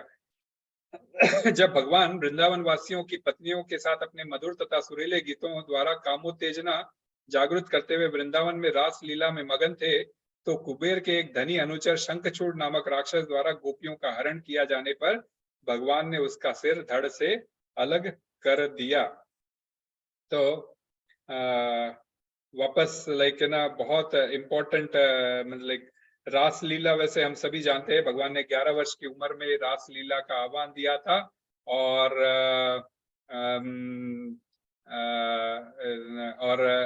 जैसे ही वह अपने वेणु मधुर बजाते थे तो सारी गोपियां बाहर निकल के आ जाती थी, और कृष्ण ने महारास रचा कि अपने आप को जितनी गोपियां थी, असंख्य गोपियों में अपने आप को एक्सपैंड किया। और उन्होंने सबको ऐसे लग रहा था जैसे कृष्ण केवल और केवल हमारे साथ ही यह लीला कर रहे हैं। तो इस प्रकार ये जो रास लीला हुई थी, ये इस अपने जो अपने पूर्णिमा गई थी अपने, ये शरद पूर्णिमा के समय से लगा के कार्तिक पूर्णिमा के बीच में जो पूर्णिमा आती है, इसके अंदर उन्होंने रास लीला का आयोजन किया था। परंतु ये रास लीला उनके साथ बिल्कुल होती थी, बिल्कुल शुद्ध प्रेम की यह लीला थी। यह लीला करते करते होली का समय आया, जैसे फागुन में भी ये लीला हुई थी, तो फागुन लीला का भी ये जब जिक्र आता है, तो फागुन लीला के समय यही हो रहा था, रात का समय था। वैसे ही कृष्ण ने और बलराम जी ने अपने मधुर वेणु में, कृष्ण ने अपनी मधुर वेणु बजाई और सारी गोपियां वापस जो समय उनको बस सूचना मिल गई कि कृष्ण रास रचने वाले हैं, तो फिर वे जो है सो लेकर सब अपने घर से बाहर निकलकर कृष्ण की रासलीला में भाग लेने आ गई। और तभी वहां से क्या हुआ था कि कुबेर का एक असुर पार्षद वहां पे प्रकट हुआ। तो कुबेर के पुत्रों को तो हम जानते ही है, नल कुबेर और मणिग्रीव। अभी महीने भर तक हमने उनका काफी गुणगान किया था। तो उनका एक पार्षद भी था, वो जो सो असुर प्रवृत्ति का, जिसका नाम था शंखचूड़। शंखचूड़, उन्होंने, क्योंकि शंखचूड़ इसलिए क्योंकि उसके मस्तक के ऊपर एक शंख की आकृति का एक मणि था, जिसको पहनकर वो बड़ा इतराता था। तो जैसे कुबेर के दोनं पुत्र मदमस्त होकर नारद जी का अपमान करते हैं, नारद जी जब वहां से गुजर रहे होते हैं तो उनको ये नहीं देते, वैसे ही ये क्या कर रहा था, शंखचूड़ भी जो है सो अपने ऐश्वर्य, क्योंकि सीएफओ, अब कुबेर कौन है, स्वर्ग के सीएफओ है, तो सीएफओ के पार्षद है, एसोसिएट है, उनके साथ कार्य करते हैं। तो उनको ऐसा लगा कि भाई हमारा तो बहुत बड़ा है, हमारा मालिक तो बहुत बड़ा व्यक्ति है, वे भी उसी घमंड के अंदर किसी की परवाह न करते हैं। जैसे नारद मुनि की उन्होंने परवाह नहीं की थी नल कुबेर और मणिग्रीव ने, वैसे ही इसने भी क्या किया, शंखचूड़ ने अपने ऐश्वर्य से इतना इतराया हुआ था कि सोचा, और कृष्ण बलराम तो के साधारण सामान्य से ग्वाले हैं, इनके पीछे क्या, तो इनसे क्या डरना। इनके साथ में मिलने अभी अनेकों सुंदरियां आई हुई है, जो सारी गोपियां थी आई हुई है, चलो हम आज इनका अपहरण करते हैं। क्योंकि ये असुरिक प्रवृत्ति का यही प्रॉब्लम हो जाता है। रावण का भी यही प्रॉब्लम था, वे राम को नहीं मानना चाहते थे और केवल सीता का भोग करना चाहते थे। तो शंखचूड़ ने भी यही सोचा कि ये सारी जो गोपियां यहाँ एकत्रित हुई है, ये मेरे आनंद के लिए प्रदान होना चाहिए, न कि ये कृष्ण और बलराम, 11 वर्ष के बालक थे वे, न इनको आनंद के लिए चाहिए थी। तो वैसा ये कर वे क्या करे, वहां पर आकर एकदम रौब से उन सारे स्त्रियों को, मीन्स लाइक जैसे आता है ना कोई एकदम सडनली कोई गुंडा आता है, एकदम स्त्रियों को ऐसा उठा के हड़बड़ा के ले जाना चाहता है, वैसे ही वो आया और इन सारों को गोपियों के ऊपर रोक जमाते हुए इनको जो है सो उत्तर की दिशा की ओर ले जाने लगा। तो कृष्ण बलराम समझ गए, वे भी जो है सो नॉर्मल ऐसे खेल खेल में उनके पीछे पीछे गए और सारे गोपियों को ये बोलते गए कि तुम घबराना मत, हम लोग है, तुम चिंता मत करना, इस असुर का तो मैं ऐसे ही इन्हें खत्म कर दूंगा। ऐसा करते हुए वे गोपियों को मतलब सांत्वना देते हुए उनके पीछे पीछे डरना नहीं कहते हुए आगे निकलते, और असुर को दंड देने के लिए अपने साधारण अपने कंधे पर जो लकड़ी होती है, बस लाठी, उसी को लेकर जो है सो वह जोर जोर से भागकर इनको लेके आगे भागता रहता है, और कृष्ण बलराम तो नॉर्मल चलते चलते उन तक पहुंच जाते रहते। यहाँ देखकर वो परेशान हो रहा था कि मैं इतनी तेज तेज भाग रहा हूँ। ये सेम चीज कलेवन के साथ भी हुआ था। तो फिर वो एक स्थान पर जाके कृष्ण एकदम जहां वहां लेके जा रहा होता है, वहां कृष्ण उनको सामने नजर आते हैं, फिर दूसरी जगह आता है, वहां पे कृष्ण नजर आते हैं। तो वह देखकर घबरा जाता है कि भाई ये इतनी जगह कैसे हो गया, मायावी मसले कितनी जगह कैसे हो सकता है। वह तुरंत जो है सो समझ जाता है, अरे भाई ये कोई साधारण बालक नहीं है, ये तो बड़े डेंजरस बालक है, एकदम मायावी रूप धर रहे हैं, घड़ी घड़ी इधर उधर आ रहे हैं। तो वह उनको, और बलराम जी भी वहां पहुंच जाते हैं, अपना है उनके पास हल रहता है, तो बलराम जी को बोलते हैं अब तुम सारी गोपियों को संभालो, मैं इसका पीछा करता हूँ। और वो उनको देख के भागना शुरू करता है, तो कृष्ण उनके पीछे पीछे दौड़ना शुरू करते हैं, और पीछे पीछे दौड़ना शुरू करते हैं, और बस थोड़ी दूर तक ही दौड़ते हैं, और थोड़ी दूर के बाद पीछा करने के बाद वे उसको पकड़ लेते हैं। अब वो कुछ नहीं कर सकते, तो एक मुट्ठी अपने, तो लकड़ी भी नहीं, एक मुट्ठी लेते हैं और उसके सर पे जो मणि रहता है उसके ऊपर दे मारते हैं, और उसके प्राण पखेरु उड़ जाते हैं। और फिर उस मणि को निकाल कर कृष्ण बलराम जी को देते हैं, और सारे व्रज की गोपियों को फ्री करके वापस जो है सो अपने धाम को वापस लौट आते हैं। तो इस प्रकार शंखचूड़ का भी उद्धार हो जाता है, और उसका सर धड़ से अलग कर देते हैं, और वो जो सो सारे को लेकर फ्री होके वो अपने घर को आते। तो कुछ कुछ ये जो लीलाएं हैं आगे पीछे बताई गई है, परंतु हर लीला में कुछ न कुछ हमारे लिए लेसन है। तो आसुरिक प्रवृत्ति इसके अंदर दर्शाया गया है इस श्लोक के अंदर, कि भाई आसुरिक प्रवृत्ति वाला कैसे होता है, हरदम जो है सो, जैसे लक्ष्मी नारायण है तो लक्ष्मी को भोगना चाहता है, नारायण को नहीं भोगना चाहता है, तो है ना, उससे क्या होता है, रावण ने भी यही किया था, तो क्या होता है, उसका अंत निश्चित होता है। तो हमें कभी भी केवल और केवल सिर्फ लक्ष्मी के पीछे नहीं दौड़ना चाहिए, नारायण की सेवा करनी चाहिए, तो लक्ष्मी ऑटोमेटिकली हमारे पास, ऑटोमेटिकली हमारे सेवा के लिए रेडी रहती है। तो 3 श्लोकों पे हमने आज चर्चा की। पहले तो भागवत महाभागवत के ऊपर चर्चा की कि भाई ये सारी स्टोरी एडवांस में बता रहे हैं अपने ब्रह्मा जी नारद मुनि को प्रश्नों के उत्तर देते हुए ये लीलाएं सारी एडवांस में घोषणा कर रहे हैं, उनको सुना रहे हैं। और उस 31वें श्लोक में हमने नंद बाबा और वरुण देव की लीला की चर्चा की, जिसमें से हमें लेसन मिला कि हमें समय अनुसार अपना कार्य करना चाहिए। मीन्स लाइक चाहे वो अनजाने में भी किया हो नंद बाबा ने, लेकिन हमें समय अनुसार, जैसे भोर हो गई हो, ब्रह्म मुहूर्त के बाद में हमें जो है सो पानी में प्रवेश करना चाहिए, और वर्जित समयों पे हमें पानी में प्रवेश नहीं करना चाहिए। अशुभ अशुभ समय का हमें थोड़ा भान होना चाहिए। और मयासुर के पुत्रों व्योमासुर की लीला का हमने श्रवण किया, जिससे हमें ये लेसन मिलता है कि कोई कितना भी भेष क्यों ना बदल ले, सत्य के आगे वह नहीं टिक सकता, क्योंकि कृष्ण परम सत्य है। जो तो व्योमासुर जिसने भेष बदल कर ग्वाल बाले का रूप लेकर बहुरूपिया बनकर उनके सामने आया और सारों को ले जाकर उन्होंने चोरी किया, तो ये सारे भेष बदलकर कृष्ण के सामने कोई टिक नहीं सकता। तो आजकल भी हमें हमारे समाज में कई ऐसे बहुरूपिये मिलेंगे, तो हमें सतर्क रहना चाहिए, सावधान रहना चाहिए, जो हमें ऐसे अंधेरी गुफाओं में ले जाके पटक देंगे, क्योंकि हमें हमारा पद भ्रष्ट कर देंगे, हमें भ्रमित कर देंगे। तो नेचुरल है हम जो है सो कोई ना कोई कुआं या खाई में जाके गिरेंगे, या फिर हमारा पतन होगा और हम अधोगति को प्राप्त होंगे।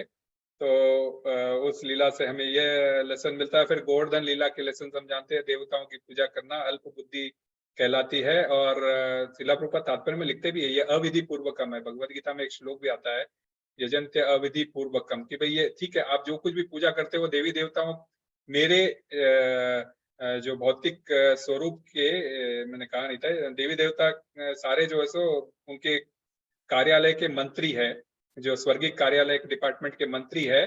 तो भगवान के डिफरेंट बॉडी पार्ट्स है, तो आप भगवान के डिफरेंट बॉडी पार्ट्स को प्रसाद अर्पण कर रहे हो, वैसा यज्ञ करके उनको अर्पण कर रहे हो। जबकि आप प्रसाद अब भगवान के हाथों को पैरों को अर्पण करोगे तो क्या होगा? मतलब कहने का मतलब भगवान के को देना है तो भगवान के मुख मीन्स भगवान को रिक्वेस्ट करो, भगवान अपने मुख से खाएं, आंख से खाएं, उनकी मर्जी। परंतु आप उनके हाथों को प्रसाद दे रहे हो तो मिलेगा उनको, लेकिन वह अविधि पूर्वकम है ना। तो प्रसाद मुख में दिया जाता है, आप किसी के हाथ में दे दोगे और किसी के पैरों पे दे दोगे तो वो विधि पूर्वक नहीं होता है। तो मतलब इसीलिए देवी देवताओं के यज्ञ करना है तो केवल और केवल विष्णु के लिए करना चाहिए। पूर्ण पुरुषोत्तम कृष्ण और उनके धाम का महत्वता को समझा हमने, और कैसे भक्ति में लगने से कैसे हमारी भक्ति की जय होती है। कृष्ण सर्वरक्षक के रूप में हमारे किस प्रकार रक्षा करते हैं, जैसे उन्होंने अपने धामवासियों की थी। फिर शंखचूड़ लीला के थ्रू हमने शुद्ध प्रेम वर्सेस विकृत प्रेम का उदाहरण समझा, कि जो गोपियां कृष्ण बलराम जो शुद्ध रूप से शुद्ध प्रेम के तहत जो रासलीला रचा रहे थे, वही शंखचूड़ ने काम वासना के चलते उनके साथ रास रचाने का सोचा, जिसके चलते उसका विनाश निश्चित हुआ। तो ऐसे व्यक्ति का विनाश निश्चित होता है जैसे शंखचूड़ का हुआ था। तो ओवरऑल लेसन हमारे लिए है कि हमें समय गवाए बिना हमें जो है सो भक्ति में लग जाना चाहिए, और हर कार्य में अपने कृष्ण को हमें बीच में रखकर हमारे कार्य करना चाहिए। इसके साथ मैं अपनी वाणी को यहाँ विराम देता हूँ। श्रीला प्रभुपाद की जय, गुरुदेव महाराज की जय, हरिओम तत्सत। कोई इसमें कुछ ऐड करना चाहे तो बिल्कुल ऐड कर सकते हैं, क्योंकि मेरे पास इतनी क्षमता नहीं है कि मैं सब कुछ तथ्य को लेकर आपके सामने प्रस्तुत हो सकूं। तो हरे कृष्णा प्रभु जी, आप लोग कोई ऐड करना चाहेंगे तो जरूर कर सकते हैं, या फिर कहीं गलती है तो मुझे आप सुधार भी सकते हैं। हरे कृष्णा। वेरी बोल, परफेक्ट परफेक्ट, बहुत ही अच्छा आपने बताया प्रभु। हमें एक बार हमारी डिस्कशन हो रही थी कि व्योमासुर, यस प्रभु, मेरे को याद आया, मेरे को बाद में गुफा में चुरा चुरा के ले गया था। हम यस लोग यस गए थे ब्रज परिक्रमा में यस यस उस गुफा के अंदर। तो यस मेरा प्रभु। को एक कंफ्यूजन था कि इसका भी नाम नरकासुर, और एक नरकासुर में, नरकासुर का भी नाम व्योमासुर है। हाँ वही भौमासुर है उसका, भौमासुर है। भौमासुर है, हाँ हाँ ये अच्छा, ये व्योमासुर है, व्योमासुर है। व्योमासुर हाँ, है ये। व्योमा और व्योमा में मुझे भी कंफ्यूजन। क्योंकि मैं जब इसका लीला पढ़ रहा था तो मैंने बोला ये मय का लड़का कौन था, तो फिर मेरे को व्योमासुर का नाम आया, मेरे को वो लीला याद आई कि जब मैं उस लीला के बारे में पढ़ रहा था तो मुझे वो याद आया। उसका एक गुफा भी है वो है काफी लीला। ऊपर। व्योमासुर बहुत ताकतवर था वो, हाँ पूरी धरती को हिला देता था। यस यस प्रभु, यस यस। बलराम जी ने पैर डाल के उसको कंपन को रोका बलराम था। जी ने, यस, जब वो बात युद्ध तो हो ठीक रहा है। था उनके वो बीच में। छोटा सा गांव है, वो छोटा सा गांव है ग्वालों का। तो हम लोग गए थे वहां पे, और गुफा है, पहाड़ के ऊपर जाना पड़ता है, जहाँ सब व्योमासुर सबको छुपा छुपा के रहा था। तो भगवान आके सबको वहां से छुड़ाए थे।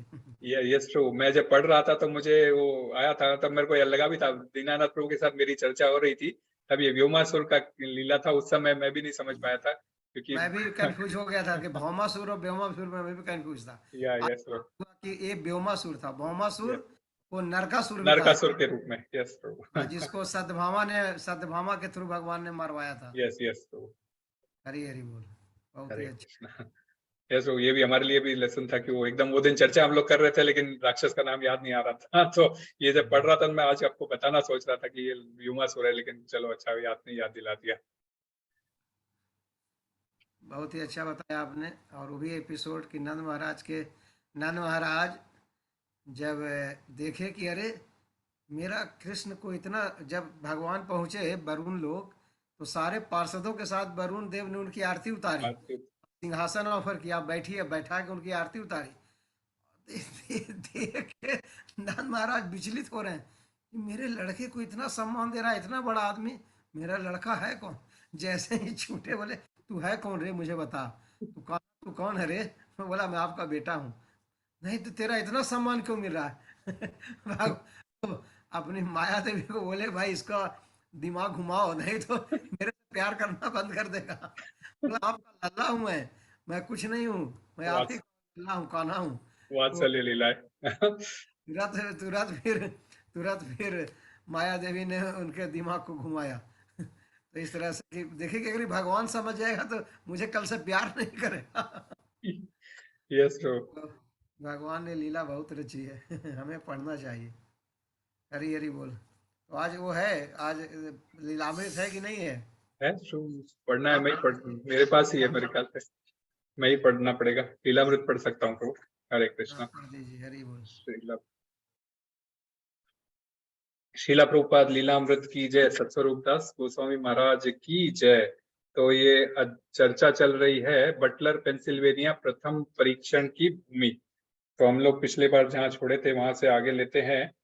जब स्लिपरी रॉक स्टेट कॉलेज में दर्शन विभाग के अध्यक्ष प्रोफेसर लार्सन ने बटलर ईगल में एक भारतीय स्वामी एवं वैदिक विद्वान के आगमन के संबंध में पढ़ा, तो अग्रवाल दंपति पर घर पर फोन किया कि प्रभुपाद उनके कॉलेज में आए और भाषण दे। एलन लार्सन, मैंने लेख में दिए गए नंबर पर फोन किया, किंतु ज्ञात हुआ कि स्वामी जी वास्तव में YMCA के एक कमरे में ठहरे थे। जब मैं पहुंचा तब वे सड़क के कोने पर प्रतीक्षा कर रहे थे। मैंने उन्हें उनके साथ ले लिया। वे अत्यंत एकाकी लग रहे थे। जब हम कार में स्लिपरी रॉक की ओर जा रहे थे तो मैंने उनसे अपना नाम बोलने के लिए अनुरोध किया, जिससे मैंने उनकी कक्षा में उनका परिचय देते हुए उनका ठीक उच्चारण कर सकूं। वे बोले, स्वामी जी भक्ति वेदांत। फिर आगे उन्होंने बतलाया कि उनका अर्थ क्या है। क्योंकि मुझे भारतीय नामों का अभ्यास नहीं था, इसीलिए उन्हें अपने नाम का उच्चारण कई बार करना पड़ा, जिससे मैं उसे सही सही जान सकूं। मेरे धीमेपन की प्रति उन्होंने कोई अधीरता नहीं प्रकट की। अपने साहसचर्य के इस प्रारंभिक संगम पर ही मुझे यह विश्वास हो गया कि इस व्यक्ति में आंतरिक स्थिरता और शक्ति है, जिसे हिला पाना बहुत कठिन होगा, और वह प्रारंभिक धारणा उस व्यस्त दिन में अधिकाधिक बलवती होती गई। जिस समय प्रभुपाद अपने सहज पूर्वाभ्यासीन ढंग से गलियारे के चक्कर काठ की 3 सीढ़ियों चढ़े और सादे लकड़ी के मंच पर पहुंचे, उस समय उनका भाषण सुनने के लिए विभिन्न कक्षाओं के लगभग 100 छात्र इकट्ठे हो गए थे। वे पालती मारकर सीधे बैठ गए और आंखें मूंद कर कोमल स्वर में हरे कृष्ण गाने लगे। तब वे खड़े हुए और बिना किसी डेस्क या माइक के उन्होंने भाषण दिया और श्रोताओं के प्रश्नों के उत्तर दिए। यह कार्यक्रम केवल 50 मिनट चला और अगले घंटे की पढ़ाई की सूचना देने वाली घंटी के बजने के साथ ही एकाएक समाप्त हो गया। एलन लॉर्सन, पहली कक्षा के पश्चात मैंने बाहर परिसर के लॉन में एक बेंच पर बैठाकर स्वामी जी के संक्षिप्त बातचीत की। अधिकांशतः जब वे स्वयं न बोलते होते तब वे एक छोटी सी प्रार्थना दोहराते रहते और उंगलियों में जपमाला फेरते रहते। वे पालती मारकर बैठे थे और हम लोग आगे पीछे की बातें कर रहे थे। उन्होंने कहा कि हमारे चारों तरफ से वृक्ष बहुत सुंदर थे और पूछा, ये किस प्रकार के वृक्ष है? मैंने उत्तर दिया, ये वृक्ष छाया के लिए है। तब वे बोले, यह बहुत खराब बात है कि वे फलदार या गिरीदार वृक्ष नहीं है जिससे लोगों को भोजन और लाभ प्राप्त हो सके। 1 बजे प्रभुपाद का भाषण फिर हुआ। उसके बाद वे कॉलेज के अध्यापक और भाषण के समय उपस्थित डॉक्टर मोहन शर्मा और उनकी 16 वर्षीय पुत्री मिनी के साथ परिसर में स्थित उनके आवास पर गए। वहां उन्होंने गर्म दूध और सूखे फल ग्रहण किए और डॉक्टर शर्मा की प्रार्थना पर अपने परिवार को आशीर्वाद दिया उनके परिवार को आशीर्वाद दिया और मंगल कामना स्वरूप उनकी लड़की के मस्तक पर स्पर्श किया। 3 बजे के लगभग प्रोफेसर लार्सन कार द्वारा उन्हें बटलर पहुंचा आए। एलन लार्सन स्वामी जी अपने को एक भारतीय विद्वान के रूप में प्रस्तुत करते प्रतीत होते थे, जो अपना अनुवाद कार्य करने के लिए मानो थोड़े समय के लिए आए हो। मैंने धर्म प्रचारक के रूप में उनके बारे में कभी नहीं सोचा, लेकिन उस दिन के दौरान इस व्यक्ति के प्रति मेरे अंदर हार्दिक स्नेह उत्पन्न हुआ, क्योंकि निश्चित ही वे एक साधु पुरुष थे जिसे स्थिरता और शांति जैसे दुर्लभ गुण प्राप्त कर लिए थे।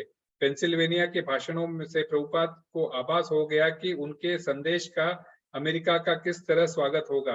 बोस्टन के कॉमनवेल्थ घाट पर उन्होंने अपनी कविता में कहा था, मुझे विश्वास है कि जब तक दिव्य संदेश उनके हृदयों में प्रवेश करेगा तब तक निश्चित ही प्रसन्नता का अनुभव करेंगे और जीवन के दुखद अवस्थाओं से मुक्ति पा लेंगे। जब अब इस सिद्धांत का इस क्षेत्र में वास्तविक परीक्षण हो रहा था, क्या वे समझ सकेंगे? क्या इसमें रुचि थी? क्या वे समर्पण करेंगे? 15 अक्टूबर श्रील प्रभुपाद की बंबई में सुमति मुरारजी का एक पत्र लिखा। पूज्य स्वामी, गत मास की 24वीं तारीख को लिखा आपका पत्र प्राप्त हुआ और मुझे यह जानकर प्रसन्नता हुई कि आप समुद्री बीमारी झेलने के पश्चात सुरक्षित अमेरिका पहुंच गए हैं। आपके अभिवादनों और आशीर्वचनों के लिए धन्यवाद। मैं समझती हूं कि आप समुद्री बीमारी से पूर्णतया अच्छे हो गए हैं और अब आपका स्वास्थ्य ठीक चल रहा है। यह जानकर प्रसन्नता हुई कि आपके संयुक्त राज्य में अपना क्रियाकलाप आरंभ कर दिया है और अब तक आप कुछ भाषण दे चुके हैं। भगवान बालकृष्ण से प्रार्थना है कि वे आपके अभिष्ट शक्ति दे, जिससे आप श्रीमद् भागवतम का संदेश लोगों तक पहुंचा सके। मुझे लगता है कि आपको वहां बीमारी से पूर्णतया स्वस्थ होने तक रुकना चाहिए और अपना लक्ष्य प्राप्त करने के बाद ही वहां से वापस आना चाहिए। यहाँ सब कुछ सामान्य है। सादर, आपकी सुमति मुरारजी। प्रभुपाद को पत्र के अंतिम पंक्ति विशेष महत्वपूर्ण लगी। उनकी शुभेच्छा उनकी अनुग्रह कर रही थी कि वे अमेरिका में अपने उद्देश्य पूर्ति तक रुके। न्यूयॉर्क के अप्रवासी अधिकारियों को उन्हें बताया कि वे अमेरिका में 2 माह रुकेंगे। बटलर में 1 महीने के लिए मेरे जमींदार है। उन्होंने सोचा उसके बाद कोई अवलंब नहीं है, अतएव वे संभवतः 1 महीना और ठहर सकता हूँ। इस तरह उन्होंने 2 महीने कहा था, किंतु सुमति मुरारजी उनके ठहरे रहने पर जोर दे रही थी। उन्होंने देख लिया था कि अमेरिका के निवासियों को धर्मोपदेश देने की संभावनाएं अच्छी थी, किंतु उन्हें लगा कि उन्हें भारत के सहायता की आवश्यकता होगी। जो भी हो, उन्होंने बटलर की काफी समय व्यतीत कर लिया था और अमेरिका में रुकने के लिए उनके पास केवल 1 महीना शेष था। इसलिए उन्होंने निश्चय किया कि इससे पहले कि उनका समय पूरा हो जाए वे न्यूयॉर्क नगर जाएंगे और वहां धर्म प्रचार करने का प्रयास करेंगे। किंतु इससे पहले वे फिलाडेल्फिया जाना चाहते थे, जहां उन्होंने पेंसिल्वेनिया विश्वविद्यालय के एक संस्कृत प्राचार्य डॉक्टर नॉर्मन ब्राउन के मिलने की व्यवस्था की थी। श्रीमती अग्रवाल उन्हें विदा करते हुए कुछ दुखी थी। सहेली, 1 महीने बाद मैं स्वामी जी को सचमुच चाहने लगी। मैं अपने को एक तरह से सुरक्षित अनुभव करने लगी और वे फिलाडेल्फिया जाने की इच्छा प्रकट करने लगे। किंतु मैं सोच रही सकती थी और यह बात मैंने उन्हें बताई कि वे 2 दिन के लिए फिलाडेल्फिया जाएंगे। वे वहां भाषण देने जा रहे थे कि वहां से फिर न्यूयॉर्क, किंतु न्यूयॉर्क में वे किसी को नहीं जानते थे। यदि फिलाडेल्फिया में कुछ नहीं हुआ तो वे न्यूयॉर्क जाएंगे, किंतु वहां भी तो उनका कोई नहीं है। मैं यह सोच नहीं पा रही थी। इस कल्पना से व्यथित हो उठी। मुझे वह रात याद है जब वे 2 बजे प्रातः विदा हो रहे थे। मुझे याद है कि मैं वहां तक तब तक बैठी रही जब तक स्वामी जी प्रतीक्षा करते रहे कि गोपाल उनके पास बस पर चढ़ाने के लिए पिच पर ले जाए। गोपाल ने कुछ रोजगारी की व्यवस्था थी और मुझे स्वामी जी को उनका यह समझाना याद है कि किस तरह छिद्र में सिक्के डालकर वे बस स्टेशन पर स्थान कर सकते हैं। कारण स्वामी जी दिन में कई बार स्नान करते थे। गोपाल ने उन्हें बताया कि यह कैसे किया जाता है और न्यूयॉर्क में स्वचालित यंत्रों के विषय में भी उन्हें बताया। उसमें उन्हें समझाया कि न्यूयॉर्क में वे क्या खा सकते हैं और क्या नहीं। गोपाल ने एक थैली में रखकर ये सिक्के दिए। इतने के साथ वे वहां से विदा हुए। सन्यासियों के रूप में प्रभुपाद ने एक स्थान पर रहने और फिर उसे छोड़कर दूसरे स्थान पर जाने का अभ्यास हो गया था। एक भिक्षु धर्म प्रचारक के रूप में उन्हें बटलर YMCA का शांत जीवन परित्याग करने में किसी प्रकार की मनोव्यथा की अनुभूति नहीं हो रही थी और उन्हें उस घरेलू आवास से कोई आसक्ति नहीं थी जहां वे भोजन बनाया करते थे और सैली अग्रवाल के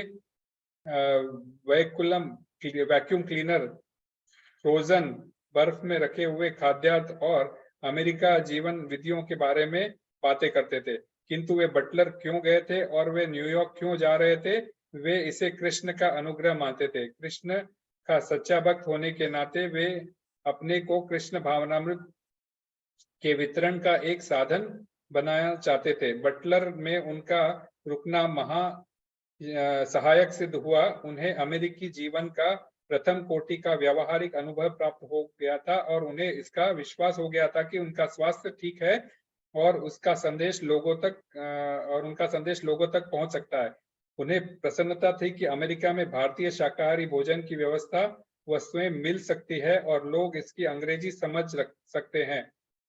उन्हें इसका भी पता चल गया था कि इधर उधर दिए गए एक दो भाषणों का महत्व सीमित था और यद्यपि वहां के जड़बद्ध धर्मों की ओर से उनका विरोध होगा, किंतु व्यक्तिगत रूप से वहां के लोग उनका भाषण सुनने में रुचि रखते थे। 18 अक्टूबर को वे बटलर से फिलाडेल्फिया होते हुए न्यूयॉर्क के लिए रवाना हुए। इससे यह अध्याय बटलर पेंसिल्वेनिया प्रथम परीक्षण की भूमि समाप्त होता है और अगले सप्ताह हम अध्याय 14 पर चर्चा करेंगे, एकाकी संघर्ष। जब तक के लिए हम कथा को यहाँ विराम देते हैं। श्रील प्रभुपाद की जय, गुरुदेव महाराज की जय। हरे कृष्णा। यस प्रभु। नरसिंह प्रेयर कौन करेंगे? जडेजा प्रभु नरसिंह प्रेयर कर। हरे कृष्ण प्रभु। हरे हरे कृष्ण। श्री श्री विघ्न विनाशक नरसिंह भगवान की जय। जय नाम कृष्णा प्रभु जी। सिंहाय प्रहलाद लाददायिने हिरण्यकश्यपूर्वक्षः शीलटङ्कानखालाये हितो नरसिंहा परतो नरसिंहा यतो यतो यामि ततो नरसिंहा बहि नरसिंहा हृदये नरसिंहा नरसिंहमदिं शरणं प्रपते तव करकमलवरेण खाम् अद्भुत सिंहा दलित हिरण्यकश्यपूतनुभिङ्गम् केशवदीता नरहरिरूपा जय जगदीश हरे जय जगदीश हरे